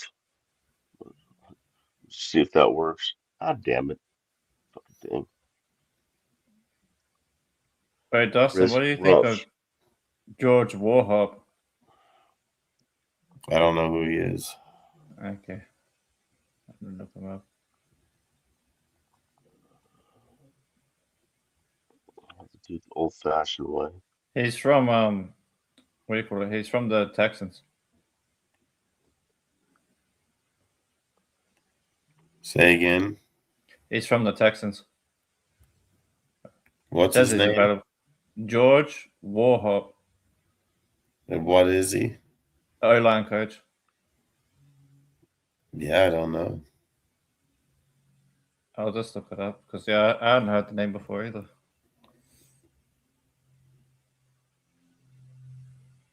Right, according to he's currently at the Browns, so maybe he's already he's gotten picked up. My bad. Sometimes I have to look if they've been picked up yet or not. Look up Chris Rumph. Where is he at? Chris Rumph. This is it.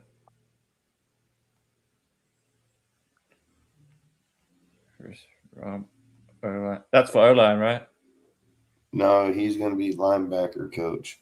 Oh, linebacker coach.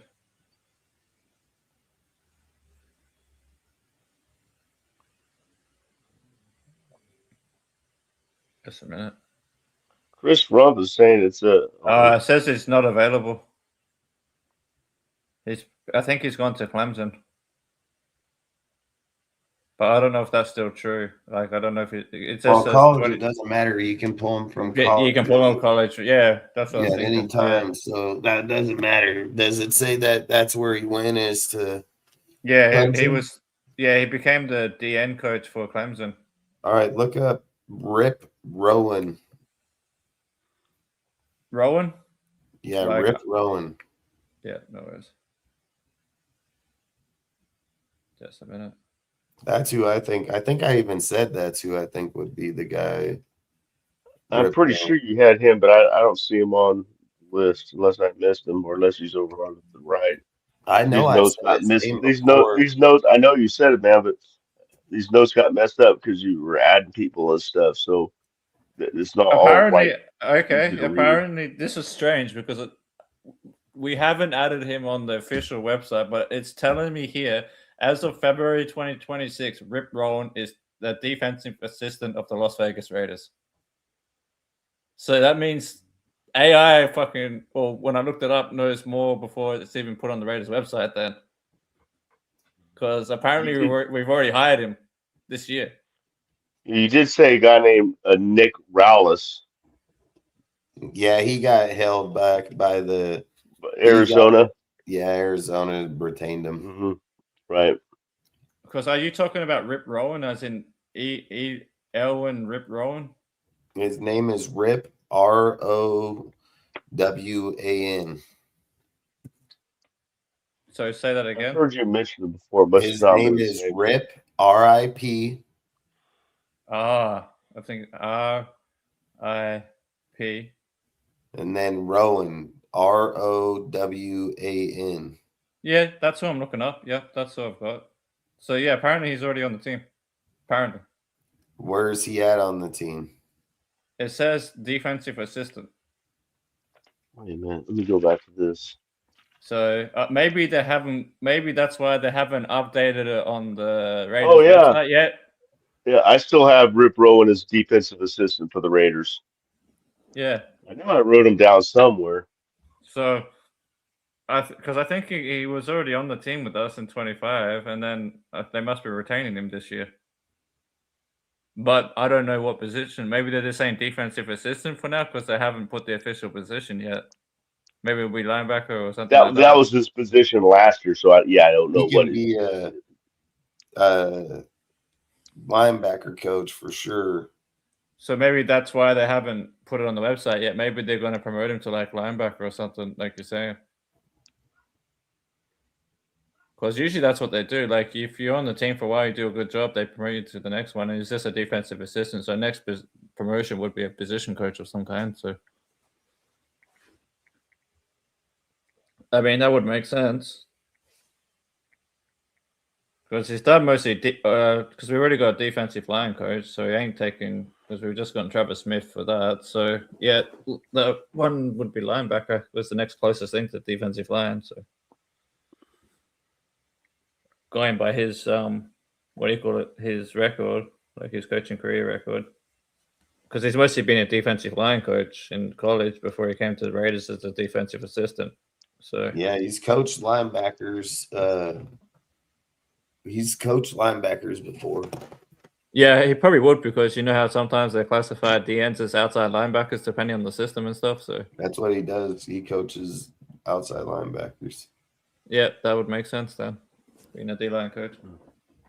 Welcome, Mitch. We're talking about possible future filling up the rest of the staff as far as coaches. That's what we're talking about. He asked about it down. CJ. Yeah. Let me look it up for you, bro. I just saw the comment in the chat there. I'll look it up for you right now. What that one you love to hate?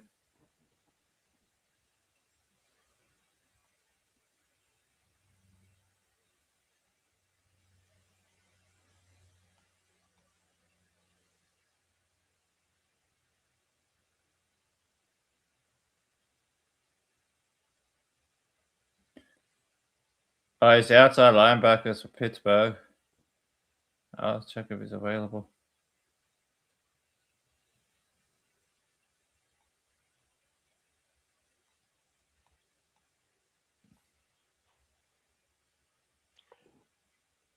I don't know when you love to hate. I have not looked. I don't even know that name, so I don't know. I'd have to look it up.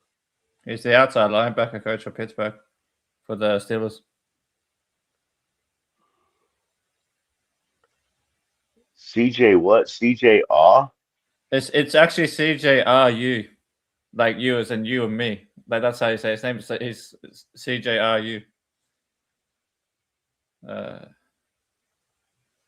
No, he's already joining Mike McCaffrey. It says here. So apparently he's already been. Where's Mike McCaffrey going? So he's going over there, I guess. Or Because it says he's already accepted a new role on February the 5th this year to join the initial staff of new head coach Mike McCarthy.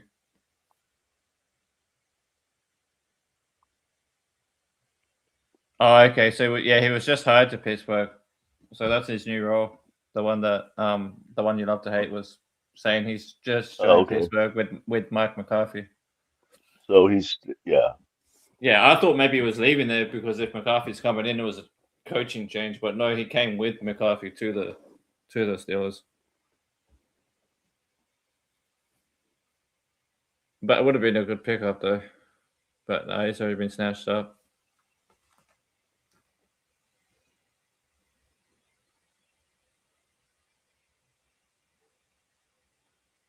But no, I think you're right, Dustin. It makes sense for us to get the other guy you were saying for the linebacking coach, the one that's already within the team. I think it'll be a smart move.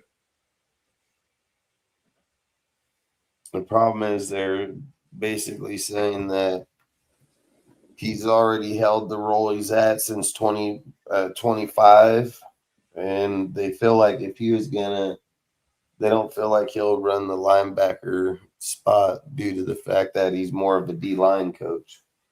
Yeah, well, that's what I was wondering, because when I was looking at his career so far, when he was coming out of college into the NFL, he was a D-line coach in the college more than maybe he has connections with linebackers, but he's never been a linebacker coach to that extent. Yeah, so I don't know. Then again, Rob's got experience with linebackers, so I mean, if you want to go with someone that you're going with someone that's they're saying two other people, Jason Trevor. Jason Tarver. Hang on, he can be an option. How did you spell the last name again? Tarver. Ver.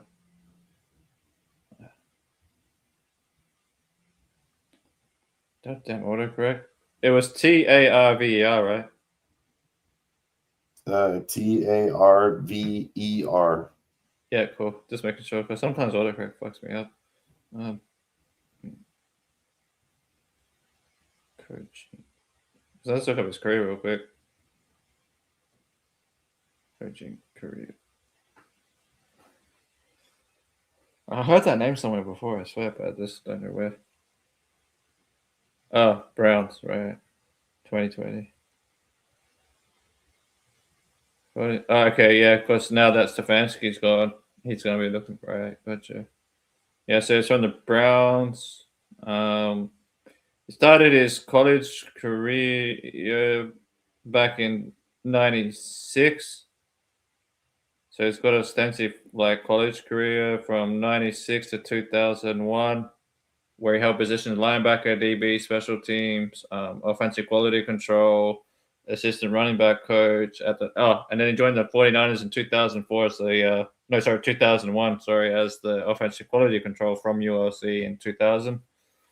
And then in 2004, the Niners promoted him to running backs coach, then outside linebacker coach from 2005 to 2010. So he's actually got experience both sides of the ball.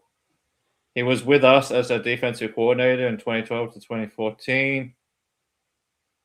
Then he went back to the Niners in 2015, where he was the linebacker coach, senior defensive assistant. Then he went to Vanderbilt for 2018 to 19 as defensive coordinator, linebackers coach, and then he's been the Browns linebacking coach under Stefanski. So Stefanski was just fired recently. So, I mean, that'd be a good pickup, man, because he knows both sides of the ball. I mean, shit, he could be a running backs coach. He's got experience there as well. I'm just joking, but he's a good option. He's a good option. Yeah, that's what I'm saying. He's definitely a good option because he knows both sides. I mean, you can use him on either side of the ball, really. Yeah, I would say either him or I say defense more though. I would say Anthony Campanelli,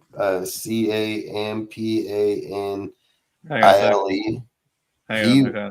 That's the guy I would want to get. That's who Ozzy brought up earlier. Yeah, I brought him up earlier. I think he was. That's when he was talking to his wife, though. He didn't hear you.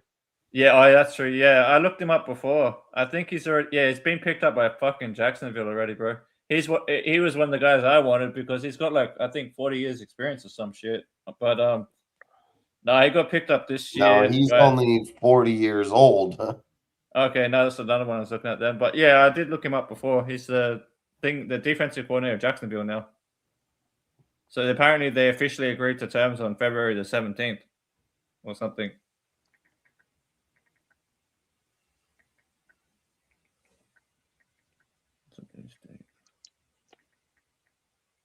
That would have been today. That's for you guys would be the 16th, because I think when I'm looking it up, it's on my time zone. So for you guys, it would have been the 16th that like they officially came to agreement just recently. Apparently. That's the 16th for another 30 minutes here. Yeah. So for me, it's the 17th already. So that's why I said 17th. But for you guys, just to clarify, for you guys, it's the 16th. Because they basically. Okay, I got you. Yeah. So basically, they must have just agreed to a deal today. With who? With Campanelli, the Jacksonville Jaguars. I don't know That's if it's why true. I think Jason, where's Jason at? He was with the Browns, but he hasn't been retained there, right? Yeah, because the other one you said before that he was with Stefanski, the one they said was a linebacking coach. Yeah, Jason. Yeah.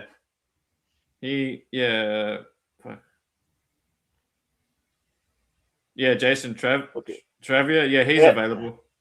He so Anthony Campanelli was the linebacker coach signed.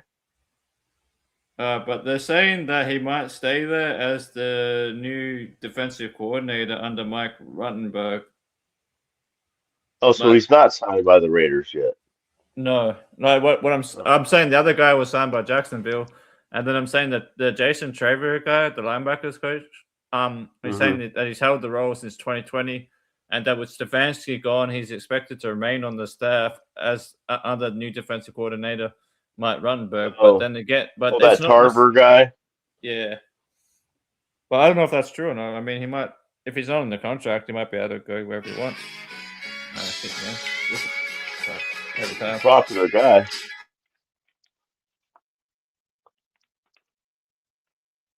What about Jeff Howard? Jeff Howard, I know. Heard that name recently. Where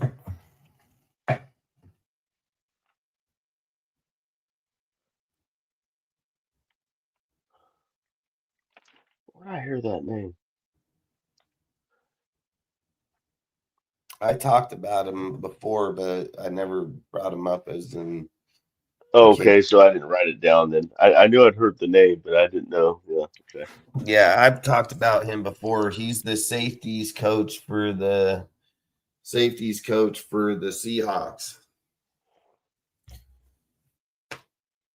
So we'll bring him in as what then? Linebacker coach. Linebacker coach? Safety coach. Okay. Yep. He's worked with them. He's worked with them in the Rams. He was linebacker coach with the Rams. So is that who you want me to put down for you for? No. I was just telling Ozzy to look him up, see where he's at contract wise. Oh, I think he just got a phone call. I'll see if I can look it up.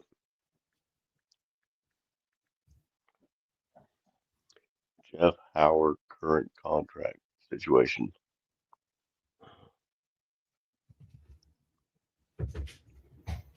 Okay, Jeff Howard's currently serving as the safeties coach. Seattle Current role.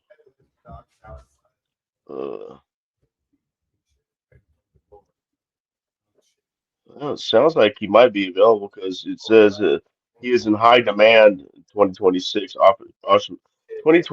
off-season situation. He is in high demand, with reports indicating he is set to interview for Las Vegas Raiders defensive coordinator vacancy. Well, that's obviously filled, but so current role last 2 seasons with the Seattle Seahawks as their safeties coach, like you said. he'd like to deal with the baby this weekend, I would love to try to handle It doesn't say all the time. what's contract. Ozzy seems to be able to find contracts. I don't know, I can't see NBA contract. What the fuck?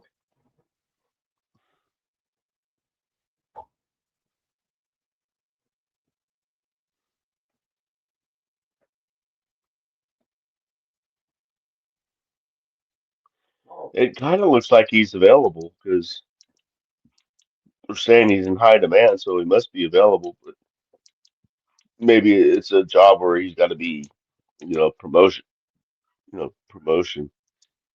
I don't know what is higher. I would think a safeties coach or a linebackers coach would be kind of a lateral move. I don't know. How's that work?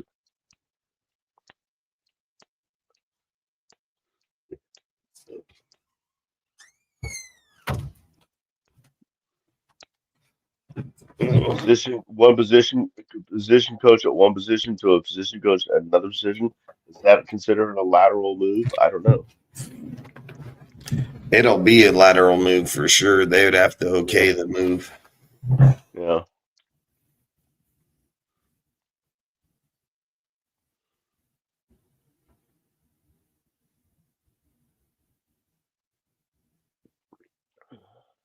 We interviewed that fool for the defensive coordinator job.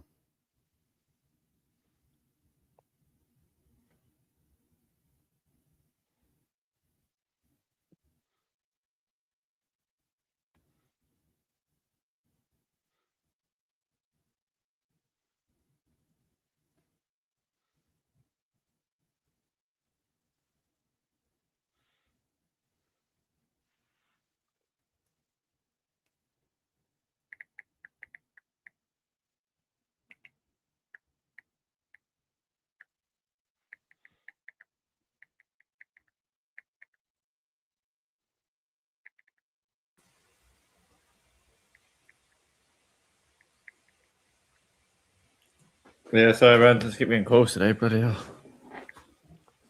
Because you're popular. No, I just like having the blues as a ringtone because that way I hear my damn phone as well. Like some ringtones I don't even hear my phone. I absolutely never turn my ringtone on. I hardly ever not, do. Not even during the day. I just don't. I hate it. I get too many of those stupid, calls, junk calls, spam calls, whatever you call them. It's like I get tired of it, so I just turn the ringer off. Yeah, I've turned on Do Not Disturb now. I just had it on before because I was expecting some important calls. Oh yeah. If I got an important call coming out, that's the only time I turn my ringer on. Or if my wife leaves to go somewhere, I turn my ringer on in case she needs me to come get her or something. Yeah, exactly. Yeah, but saying Woolen is better than anything we got right now isn't saying much either. So yeah, which Woolen is a problem. That guy is a problem. Yeah, exactly. That guy causes too many problems, man. Mm-hmm. I think not say good that. enough to do that. Are you talking about Tyreek Woolen? Yeah, he causes too much shit, dude. That guy's gonna cost us. We already get in too much trouble. That guy's gonna most definitely fuck us up. I wouldn't even look at that guy at all. To be honest, with us going through a rebuild, we don't want anybody that's going to be like a drama queen right now. Because we're trying to establish a new culture. The last thing we need is like a cancer in the locker room, so to speak. Right. Yeah, we don't need a guy like that. That guy is going to get us in trouble. We're going to have a game one, and this dude's going to go to the sideline and talk shit. And we're going to get fucking 15-yard penalty, fucking shank the kick, and fucking game over. Yeah, I don't mind. Woolen's not good. If we had Woolen with Porter and had a good coach that can teach Woolen to stay disciplined, I would not. I said in the middle of the year, I said he was one of my guys I would trade for. I said if I was the Raiders, I would have traded for Woolen at the time if Pete was trying to. That's facts. We talked about that. He was doing, but I believe Pete. I believe Pete knows how to talk with Woolen too. I know he knows how to deal with them. So I don't know if Woolen would have been a problem with us with Pete like that, but I don't know. I don't know about right now, man. I don't know, man. He's a problem. He's a fucking problem. Yeah, so yeah, it is a problem, and that's what I'm saying. We don't need anybody that's got like that drama, fucking diva shit going on. Nope. That's the one thing about last year's draft I like the most is the character in the locker room is good. I mean, we had no drama. I could finally say it now since the season. We had no major drama this year. The only drama we had was with the coaches. Wasn't the players doing stupid shit. And then, of course, the media-induced drama of Mad Max.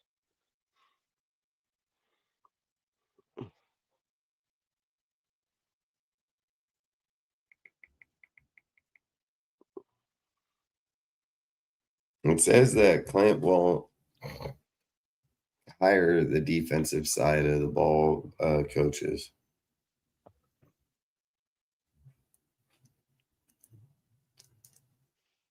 It said that Joe Woods was retained by Rob Leonard.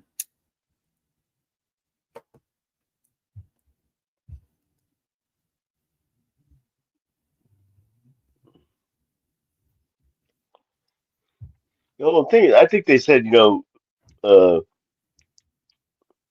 was going to have, or the coach at that time, the coach that we hire is going to have control over all the coaches that we hire. But I mean, if he relinquishes, something, to say, okay, he's still going to respect, you still put input. And Rob said that's the guy, and Clint said, yeah, he's part of the decision. But, and I like, if that's what he's doing, I like that. Yeah, it says that Rob Leonard will hire his own staff on the defensive side of the ball. The whole staff?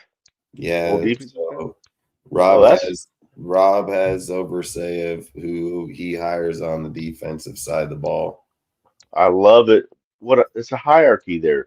Got a head coach, distributes down to his DC coordinator. His DC coordinator picks up his defensive coach. I love it. It's an established hierarchy. It's a chain of command.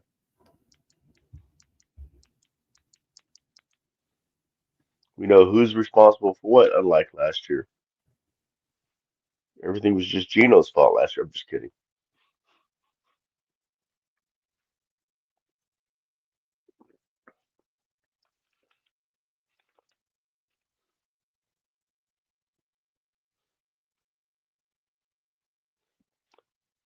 We didn't have a problem with Pratt. He just said we had a problem, so Pratt said, "No, I'm out of here." Pratt saw the problem and said, "I'm out of here." Same thing with Cooper. I'm out of here.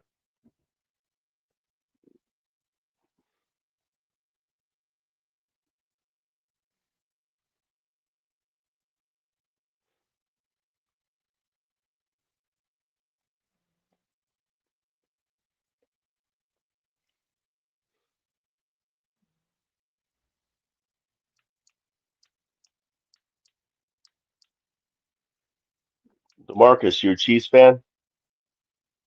DeMarcus Hayes, Chiefs fan? And I see you throwing in Chiefs stuff in there. Chiefs build game update tomorrow. Yeah, he said that twice now. At least that I saw. What does that even mean? I have no clue. I'm guessing he's a Chiefs fan and he's got an update for us tomorrow. I don't know. Ozzy.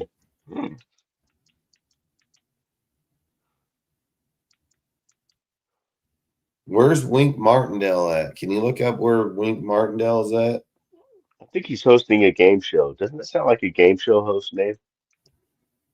Your host, Wink Martindale.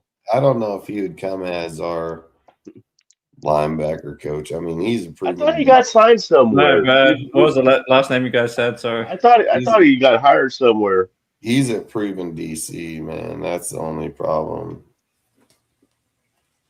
Does Wink Martindale currently have a coaching job in the NFL? I'm pretty sure he got hired somewhere. He was in Michigan, and then they left Michigan. Walmart. I said Wink Martindale. Fucking thing. Does Wink Martindale currently have a coaching job in the NFL? Hey, Ozzy. Yeah. Look up Harland, HARLAND. Wait, HAR? HAR and then land, LAND. Yeah, Harland, yeah, gotcha. Bauer, BOWER. While he's looking up that, Wink Martindale does not currently hold an NFL coaching position, but he's in the mix for a potential NFL openings. Most recent role, just like you said, he was the defensive coordinator for the University of Michigan for 24 and 25. Current status, he was not retained by Michigan after staff changes following the 2025 season. According to this, Bauer is the new outside linebackers coach for the Ravens. He was hired on the 6th of February currently to join Jesse Minter. The rest of it, Wink Martindale, that I wasn't finished with yet, was he's got NFL interest as a strong candidate for New York Jets defensive coordinator. They could see. See, we're probably behind the 8 ball a little bit just because of how long it took us to get our DC and our coach and our head coach and all that shit. So some coaches are getting snatched up. And your reports indicate he I haven't finished. This is my last one, and I'll shut up.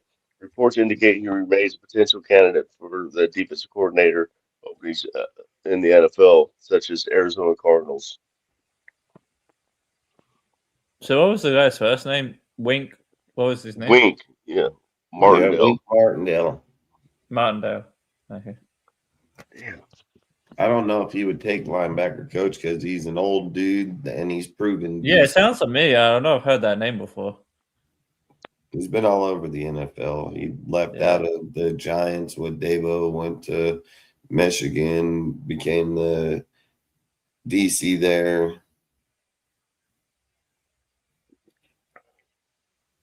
DeMarcus, I don't even know what the fuck you even mean by Chiefs build game update tomorrow possible. I don't even know what you're talking about, bro. Oh, yeah, that's the one I was looking at before. The one that I said had 40 years experience. Yeah, that's Wink. Yeah. Makes sense. So I've just been looking up so many coaches. You keep saying the same thing over and over again. It's almost like a, what do you call those? He's half retarded. He's half retarded. He's like a troll.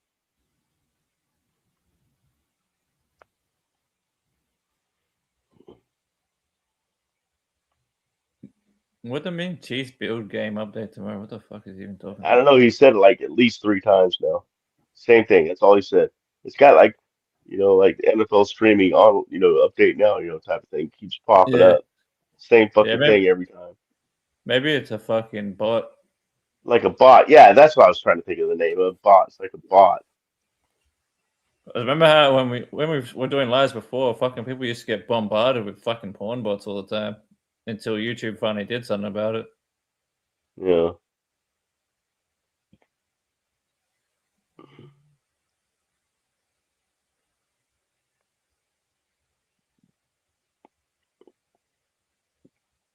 Yeah, that's what I was saying. The one you love to hate, DeMarcus, is a fucking bot. Facts.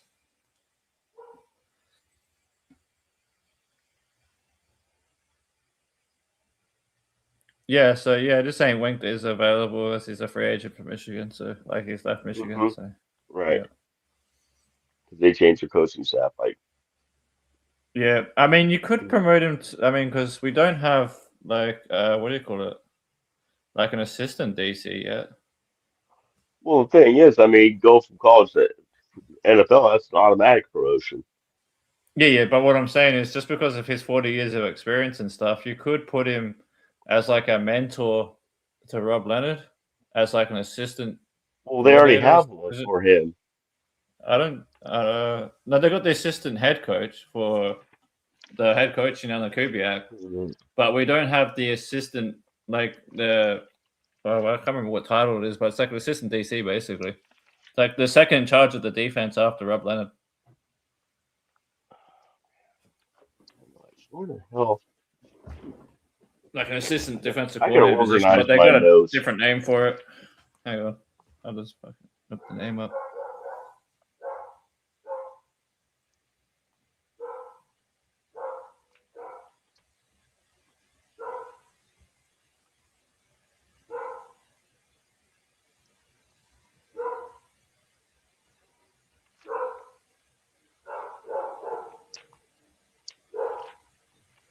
Damn dog.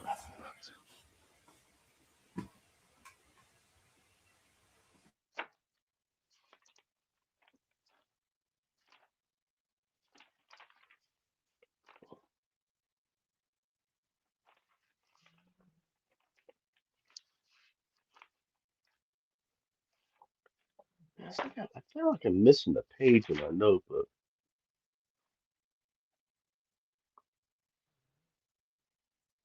Look up Drew Winkins. Ozzy. Drew what? It's WILKINS.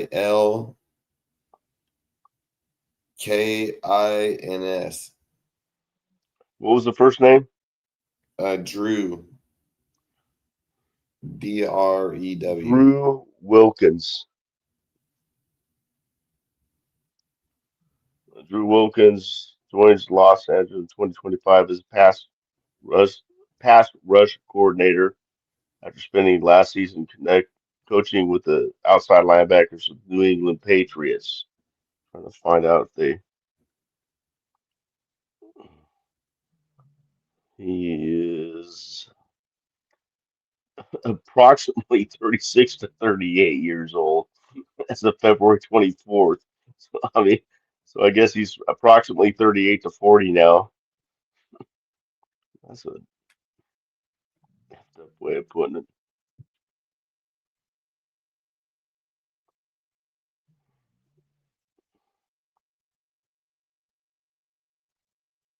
This is the most fucked up lookup I've ever seen. I think we should bring Wink in as just either a defensive assistant or the QC, like the defensive quality control guy. But he will have like maybe a bit more right responsibilities than just breaking down the film and shit, because he can help Rob and stuff. Like get used to being the DC. I think it would make a lot of sense. Where did it say that? Where did it say that kid is at that I told you? Which one? The one I just told Mike. Drew Wilkins. I was waiting until Ozzy was done. I was going to tell you what I found out about him. He's a NFL football coach, outside linebackers coach. Career spent 12 years with Baltimore Ravens, followed by 2 years with the New York Giants as an outside linebackers coach under Don Wink Martindale. 2024 was joined the New England Patriots coaching staff in 2024. And that is the last they've mentioned of him. Could join him in together then, because like you could bring in that guy as a linebacker coach, and then bring in Wink as either a defensive assistant or the QC. Oh, they worked together before, so yeah. And then that way, like Wink could focus on film breakdown and stuff like that to help Rob out when he's running the whole defense, and then also help Rob, like just learn the steps of being a defensive coordinator and shit. Well, I feel better now knowing that Wink's not his real name. It's a nickname. His name is Don. It's Don. I didn't know that. I'm like, who named their fucking kid Wink? Yeah, his name's Don Wink Martindale, but it's easy just to find by Wink Martindale. Yeah, Wink Martindale. Yeah. Okay, I could take. I've had worse nicknames. But yeah, I think it'd be good to bring them both in. Like the guy you just got Mike to bring up, and then also the Martindale guy. Let me see if I can find out what his. Where does it say that he's working at right now? Okay, Martindale. That's what I'm trying to find out. I think he's a free agent. According to what I'm reading, he's a free agent. Like he's not working for anyone. Wilkins. Oh, Drew Wilkins. Sorry, my bad. Yeah, Drew. I got to go back because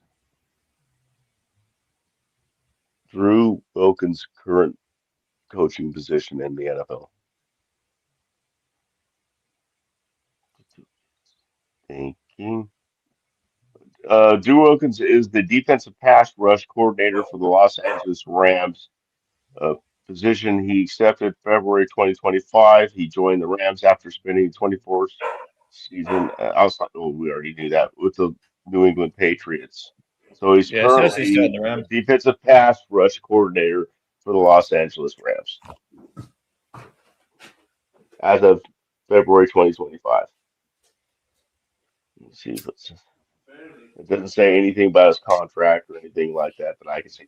I don't know. Ozzy has way better luck finding contract information than I do. No, it says that he's with the Giants right now. Well, this said would be he's currently the linebacker coach for the Giants. okay. Well, this here says he was defense pass coordinator in 2025 for the Yeah, I think he's just Rams. there right now this year. I think that's where he's at right So he now. just got picked up by there. So that, in other words, he's not available. If he just went there. Well, Mick says he's with the Rams.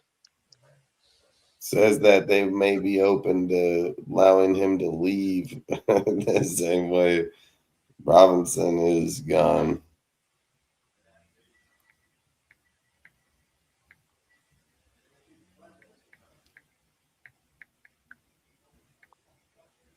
Yeah, all I'm finding is his last job was with the Rams. That was 2025, just last year at this time. Oh, here we go. Drew Wilkins Giants. Let me see what that says.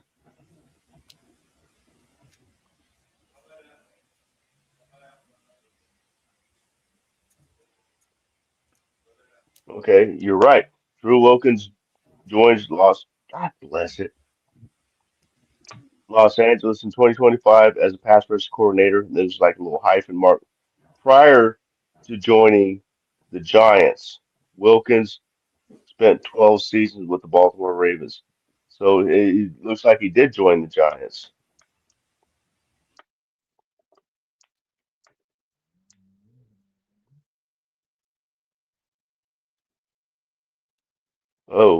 Here it looks like he was fired. God damn it. Advertisements. Uh, Giants outside linebackers coach Drew Wilkins and his brother defensive assistant Kevin Wilkins have been fired per source. It doesn't give a date. That was in 23. Oh, so that was before this thing with the Rams. He's there with Harbaugh right now. Okay. My iPad's old. Maybe I'm getting old information.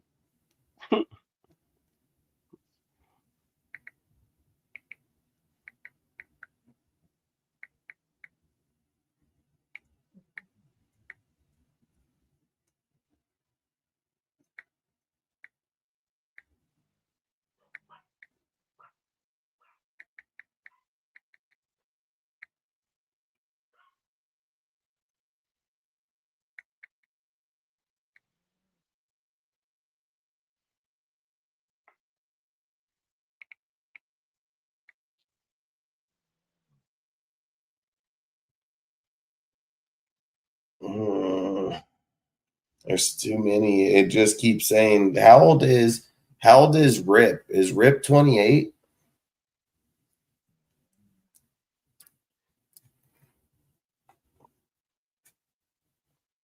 Mm. It keeps on saying that he'll most likely be promoted.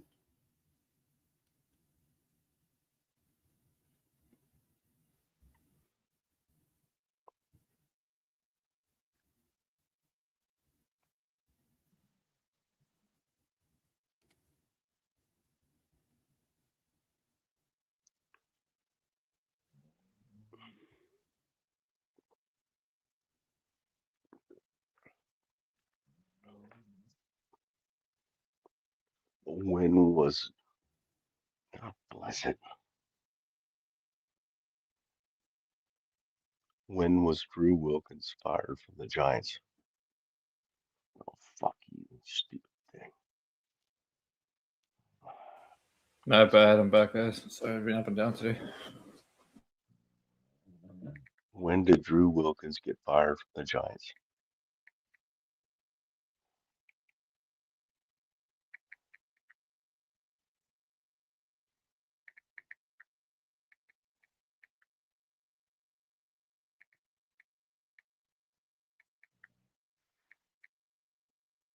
That was 24.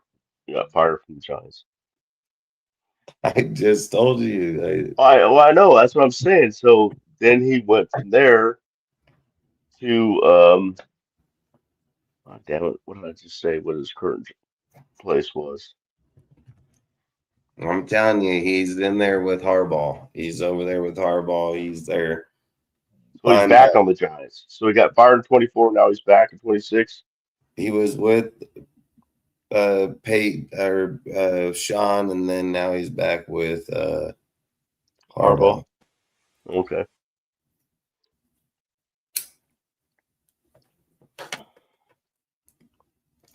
Dude bounces back like a bungee cord.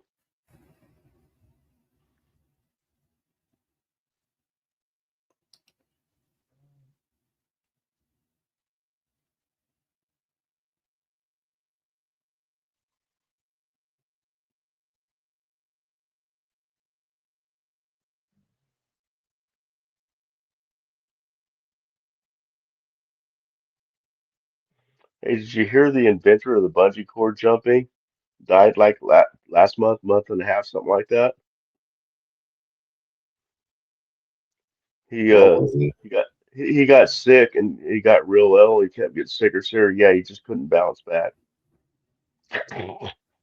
He got real sick. He couldn't bounce back.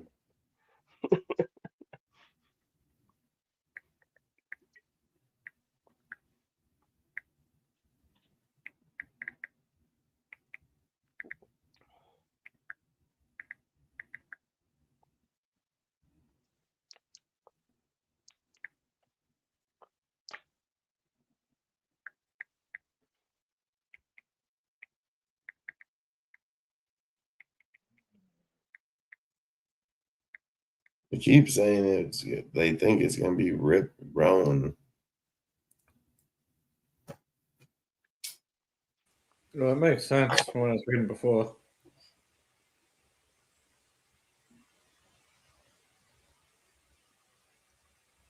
Was that the one that you said also has worked with Don Wink before, or Mandel? Or was that the other guy? Now, I lost track. So Drew is actually in the Rams. John tried to get him to go to the Giants, but the Rams blocked him, so he's still with the Rams. Okay, so he's still with the Rams. Yeah, Harbaugh tried to bring him, but the Rams blocked him.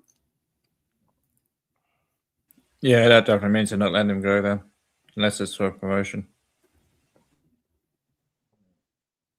There's conflicted reports in it, but from what I see here, it shows that the Rams blocked the deal. Yeah, I didn't see nothing about being a block. I just saw that he was Drew Will remains with the Storm.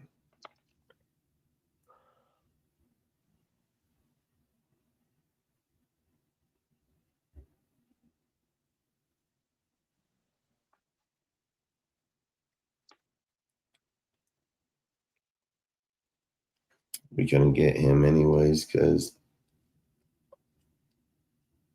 he would block him from going to the linebacker coach.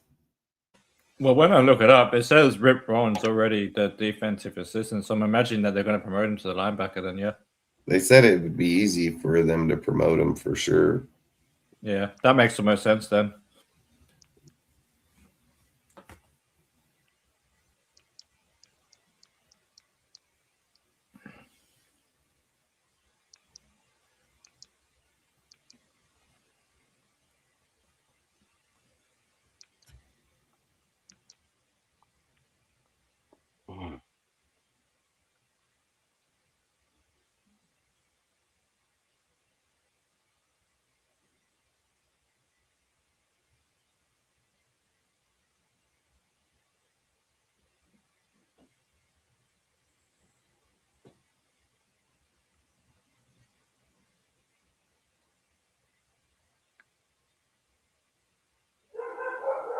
I mean, I think it still makes sense to bring the Don Wink guy in because, I mean, we got like first time DC, and then you're promoting a guy like Rip from like an assistant to a linebacker coach and stuff.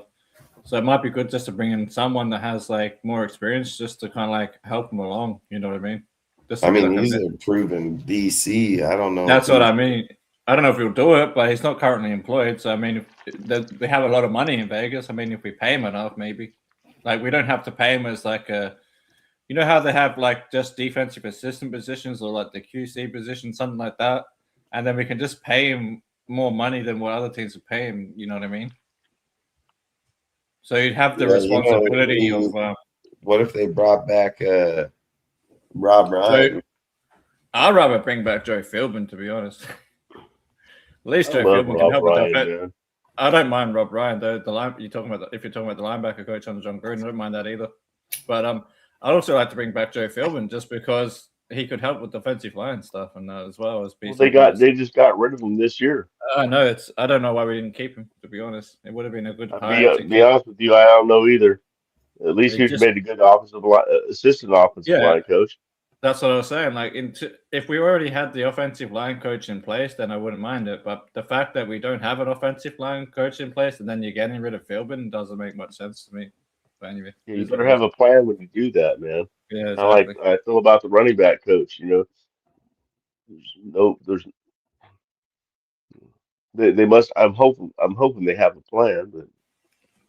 Well, from what I'm seeing, my thoughts are their plan is to go young. It's like Spytek said a while back. They don't mind losing in the first year.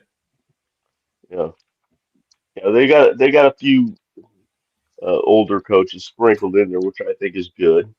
Yeah, they'll sprinkle minutes to help out some of the night. Yeah, one here, one there, stuff like that. And I think that's just awesome.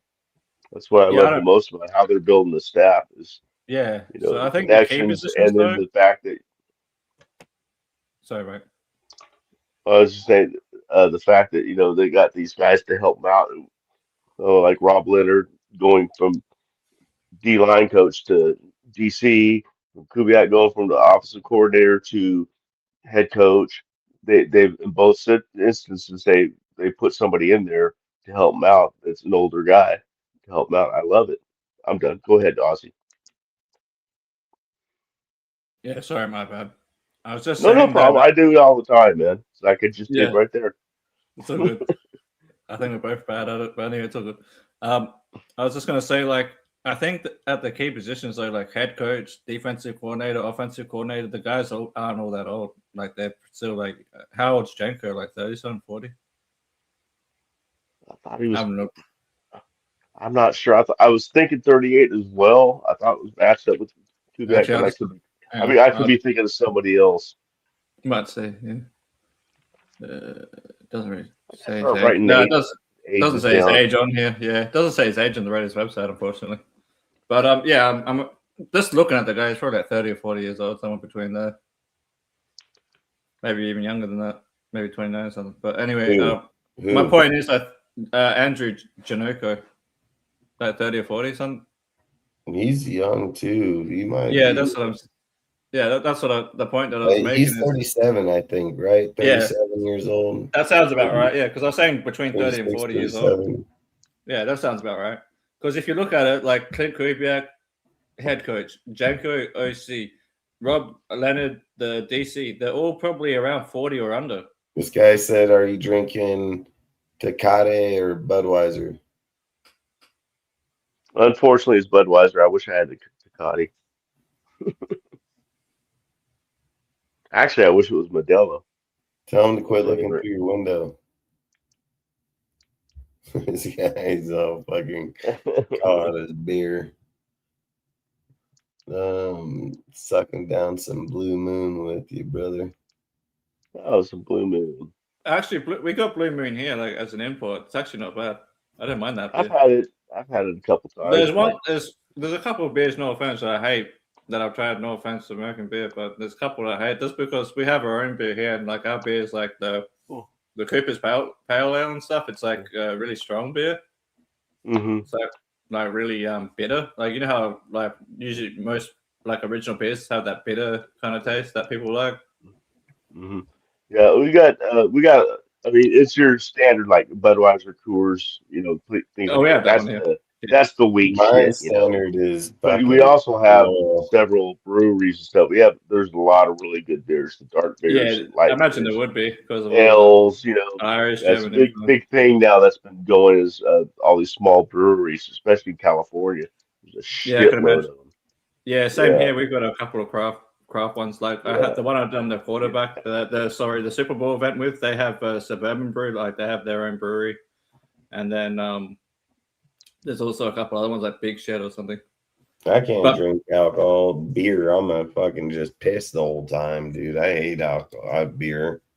I just drink whiskey. Fuck it. I'm going for it. Bad. That's the thing though. Bad beer does make you piss a lot. Like there was one I drank one time, which was I think was called Ment something, right? Like a Mentos kind of name or something. But anyway, the long story short, it was supposed to be like a flavored beer, and that shit made me piss like a motherfucker. But when I drink like good beer, like Cooper's Pale Ale, Cooper's Sparkling Ale, the American beer I do like is like Blue Moon. I don't know if Little Creatures is American or not, but when I drink good beer, it doesn't do that to you. One of my favorites when I was splurging is Fat Tire too. I like Fat Tire.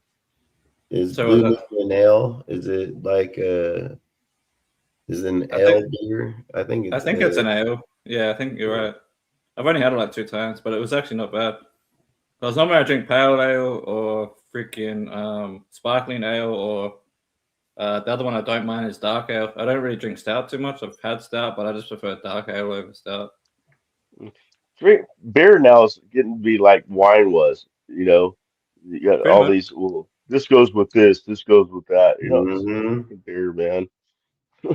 Blue Moon is the one that they put the orange pill in, right? Put the orange on it. Yeah, there's orange. That's why I wasn't gonna say it, but yeah, I don't like fruit in my beer, so I don't drink any beer with the fruit flavoring in it, man.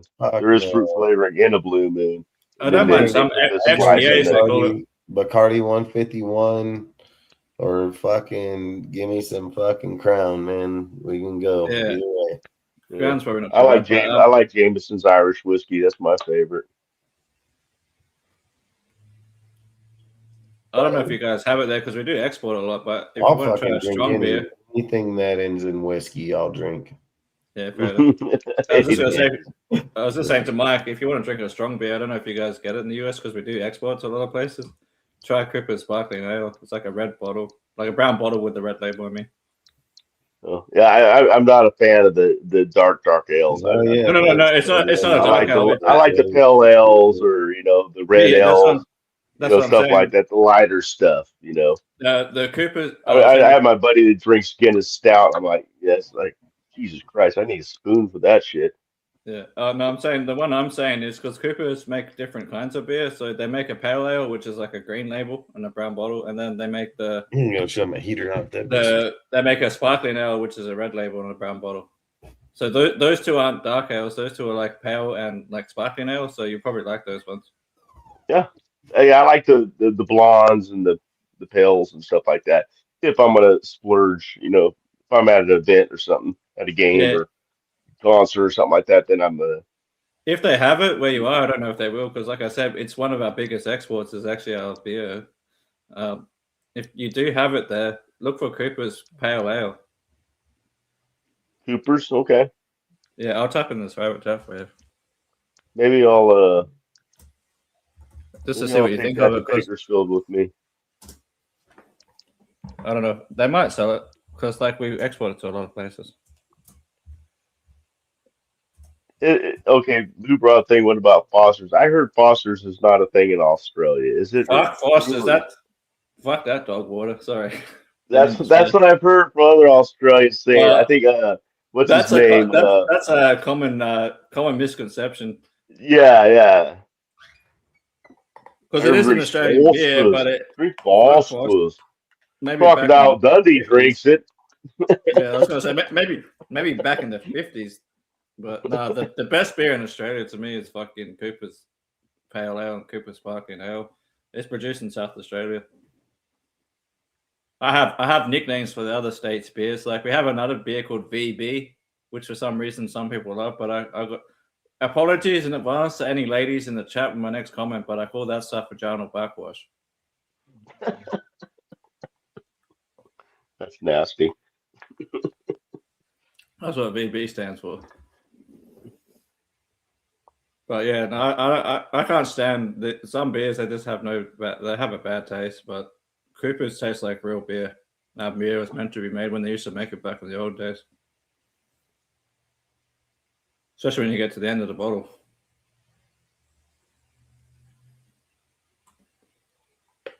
Do you guys have Modelo in Australia? I think some places have it because it's like an import. So some places will have it, but we don't have it everywhere. I believe I've seen it though, because that's kind of like is that kind of like a Cerveza beer or something? Because you know how they have the I don't know if you call it Mexican beer or Latino beer, but there's a beer called Cerveza or something, which I think is Hispanic. I think it's Hispanic. I have no fucking idea. My uncle used to make beer as well, so.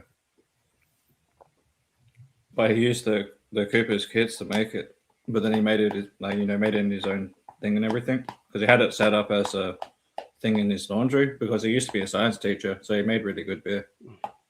Yeah, actually, cerveza just means beer in Spanish.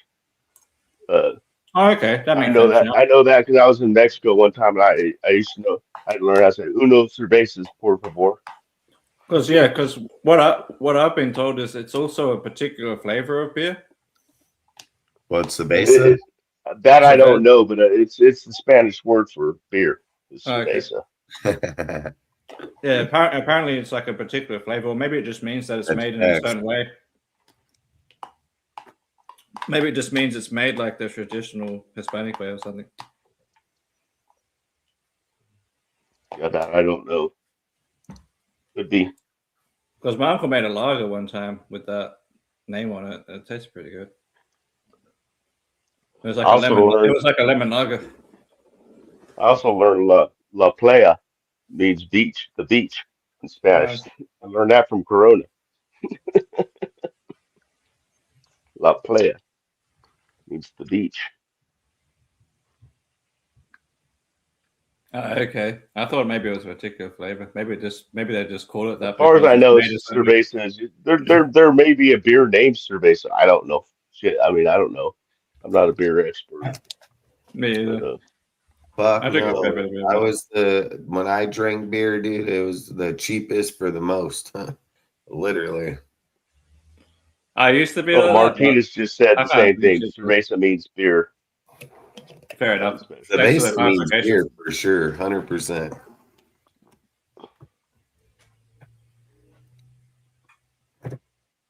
Maybe they just. I learned a lot of my Spanish, from beer. Yeah.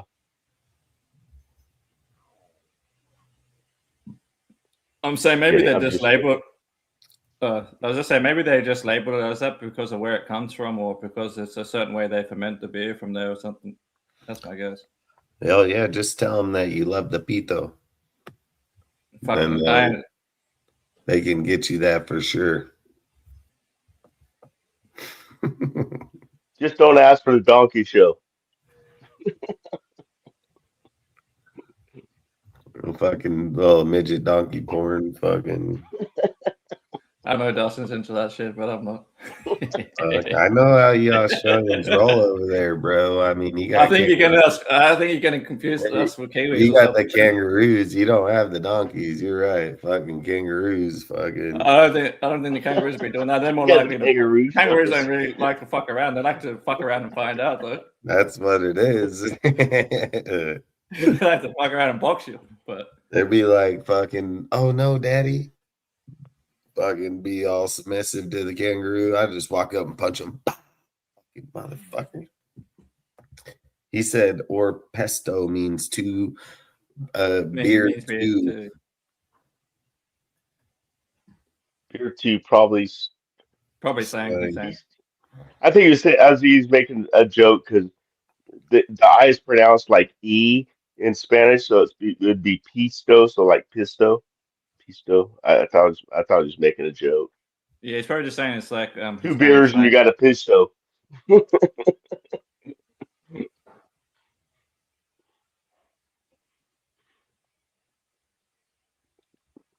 Damn it, the Bills fucking hired this guy. This guy would have been a good option too.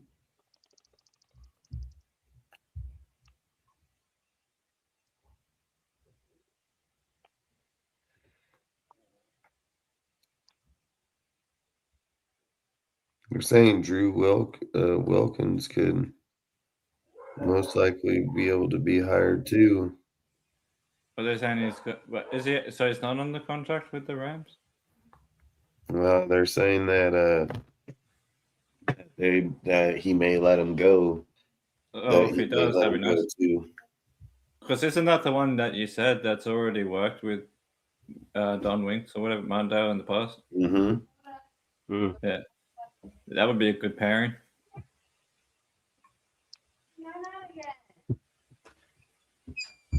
I mean, that would solve a couple of issues. Well, what's the matter? Something is telling me that I've got a strong feeling that if the Raiders pay him enough, Don Mondale will come to the Raiders as like some kind of defensive assistant, kind of like that role that guy from the Bengals had with AP. You just woke up right now? He hit his head on his bed somewhere. You all right? You don't lay in my bed? Mm-mm.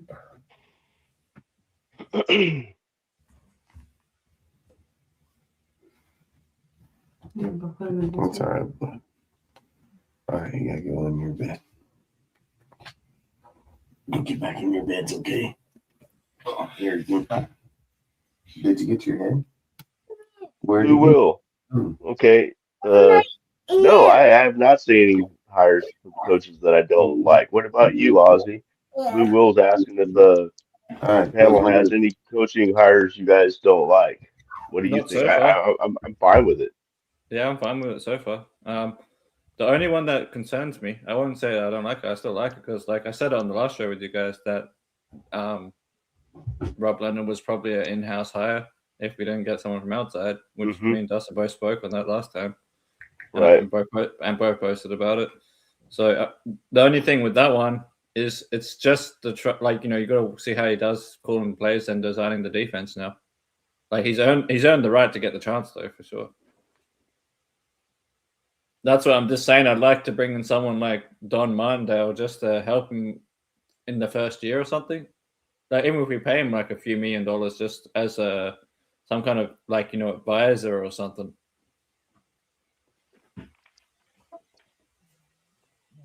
Or like the QC role or the some kind of defensive assistant role. Ask me a question. What the hell is quality control coach? What is your job as quality control coach? I have no idea. I think they have it for both sides of the ball, like defense and offense. Right. Right. But what is the job? Is what I'm wondering. I think they're the guys. Yeah, I think they're the guys that break down film and stuff. Like they just help. Let me. They help with the scouting, then, in other words, or no, breaking down game film to implement. Yeah, okay. Game film and shit. Yeah, if I'm not mistaken. Let me just double check. I want to be sure. I don't want to put out. It's one of those things I just never looked up for some reason, but now I'm thinking, I didn't know if anybody knew in the chat or you knew. I keep hearing that word. I'm position, but I just like, what the hell does that mean? Is it just another assistant? I mean, I'll get the actual definition. I was just going, because quality control, right? Film breakdown, scouting reports, practice preparation, and game day support. That's basically what they do. Okay, like an assistant of sorts. Yeah. So basically, breaking down the film and stuff, scouting like the tells of the other side of the ball, that kind of stuff. During maybe game they cut up tape for them and shit to watching. Oh, and I meant, they check film and stuff to watch, like, when guys, how some quarterbacks will have a tell when they're going to throw, when they're going to run, or maybe if a defensive on the other side of the ball, if a defensive guy moves a certain way, they know they're going to pass rush and not drop back, that kind of shit. Gotcha. But pick up for tells and shit. Yeah, exactly. And then on game day, they typically work from the coaching booth, tracking real-time personnel packages and coverage shifts to assist in defensive or offensive adjustments. Huh. So it's a pretty important role when you think about it. That sounds way more important than I thought it was. Yeah, that's why I said I wouldn't mind. Thing. Yeah, that's why I was saying I would love to put Don Winks in that position because You put Martindale in that position, and then he can just focus on the breaking of the film and helping Rob with adjustments on game days and shit, just at least for the first year where he's getting his feet wet as a defensive coordinator, and help him establish the defense and stuff. It will just, I think, it will help a lot, especially for a first time DC, to have someone that has experience that can help him through all that stuff. I agree 100%. And like I was saying, he's left Michigan, so he's available right now. I don't even care if Mark has to pay him $5 million, to be honest, or $3 million. I don't give a shit if he has to pay him $20 million.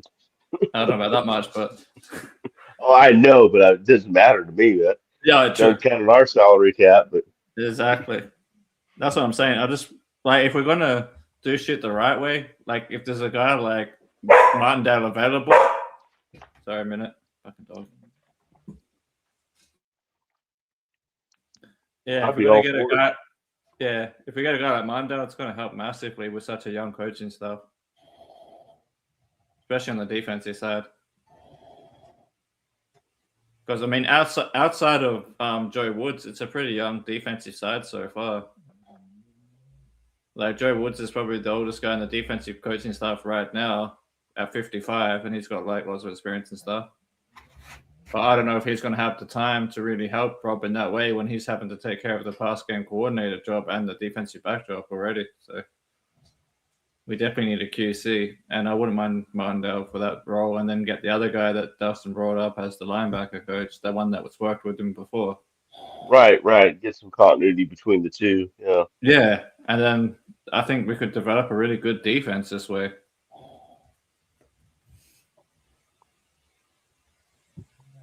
Because, I mean, I don't know what the role of Rip Rowan is. He's just an assistant at this point. He's only been in like 1 year experience, so not much. And then the only guys with real experience is like Rob Leonard, Joe Woods, and Travis Smith. And Matt Robertson's got 6 years, but I meant like, guys with a decade or more is those three that I mentioned.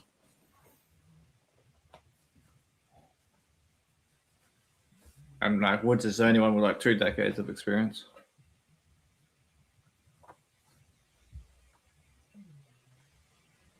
It's good to have a young staff, but you need just the older ones behind them just to help them out when they're getting used to the role. It's the same as the team.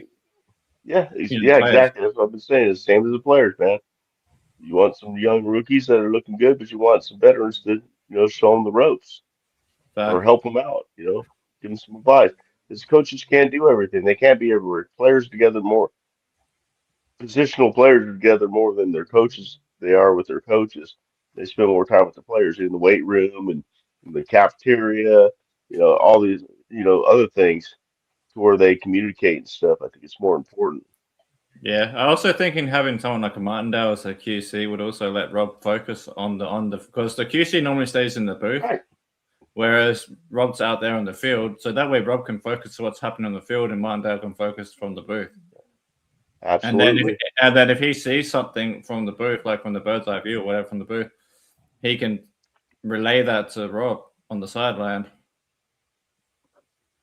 So I just think it'd be a massive, it'd help massively, I think, having Martindale as the QC. I agree. I think it's better to put someone with experience at that position because they're going to pick up stuff on the film, like on the live action film, like on game day way faster than someone who's not experienced. So... Because, if I'm not mistaken, most QC jobs is usually by guys with experience anyway, most of the time. I'm pretty sure. Yeah, maybe they didn't work out as a coordinator or something like that. So. Yeah, because just or maybe they're going from the position coach going towards a coordinator type of job. Yeah, exactly. Because they're saying here, like the offensive QC charts upcoming defensive schemes such as blitz tendencies and coverage looks, whereas the defensive QC analyzes upcoming offensive tendencies, including favorite route concepts and run schemes. And then on special teams, they evaluate the run habits, blocking assignments, and specialist tendencies like punter hang time. Like the long snapper squeezing the ball before he snaps it, and they get a rush on our kicker. Yeah, and also the hang time with the ball in the air and stuff with the special teams. But yeah, like each QC at each, like as in offense, defense, and special teams, they'll have certain roles they have to fulfill. So it's pretty important to me if you think about it. The QC is a pretty important position outside of the DC and some of the position coaches. Dustin, did you go sleep on us? No, but I'm gonna have to hop off here though. Okay. All right. You guys have anything else you want to yap about real quick for another? No, I think we covered a lot. I'd probably just say Martindale for QC and the other guy you brought up from the Rams for the linebacker coach. That's what I'd say. What were you saying, Martindale for? QC, quality control coach. Oh, quality control. Just because they're the guys that have to watch the film and then they also have to look up the coverages and stuff on game day. I think it will help Rob out a lot. Yeah, it can most definitely. Because it will just let Rob focus on the management of or what's happening on the field, where Martindale focuses in the booth what's happening on the tape, on the live action film or whatever. And then it can also help Rob prepare for games. Yeah, facts. I think tomorrow we'll know a little bit more and we'll go over some more. And then once we get the staff in, I've got a whole list of everything about each individual guy. So once we can fill out the end of this, hopefully we can go over their whole entire deal and then talk about what we think they're going to bring to this year's squad. So, but outside of that, if you guys want to give a shout out before we bounce, yeah, shout out to everyone in the chat today for showing up again. Frank, Lou, Martinez. Sorry, let's go scroll up here. The one you love to hate. Raider Mitch. Yeah, I think that's what is in there today. Yeah, can't see anything so far. But shout out to everyone who came in today, and shout out to anyone who watches the replay. And good to see you again, Mike, and thanks for having me on, Dustin. Yeah, shout out to you, Dustin, and you, Ozzy, as usual. The chat sticks with us, and comes in all the time. And then the chat thanks us for the show. I mean, thank you guys. Thank you guys. You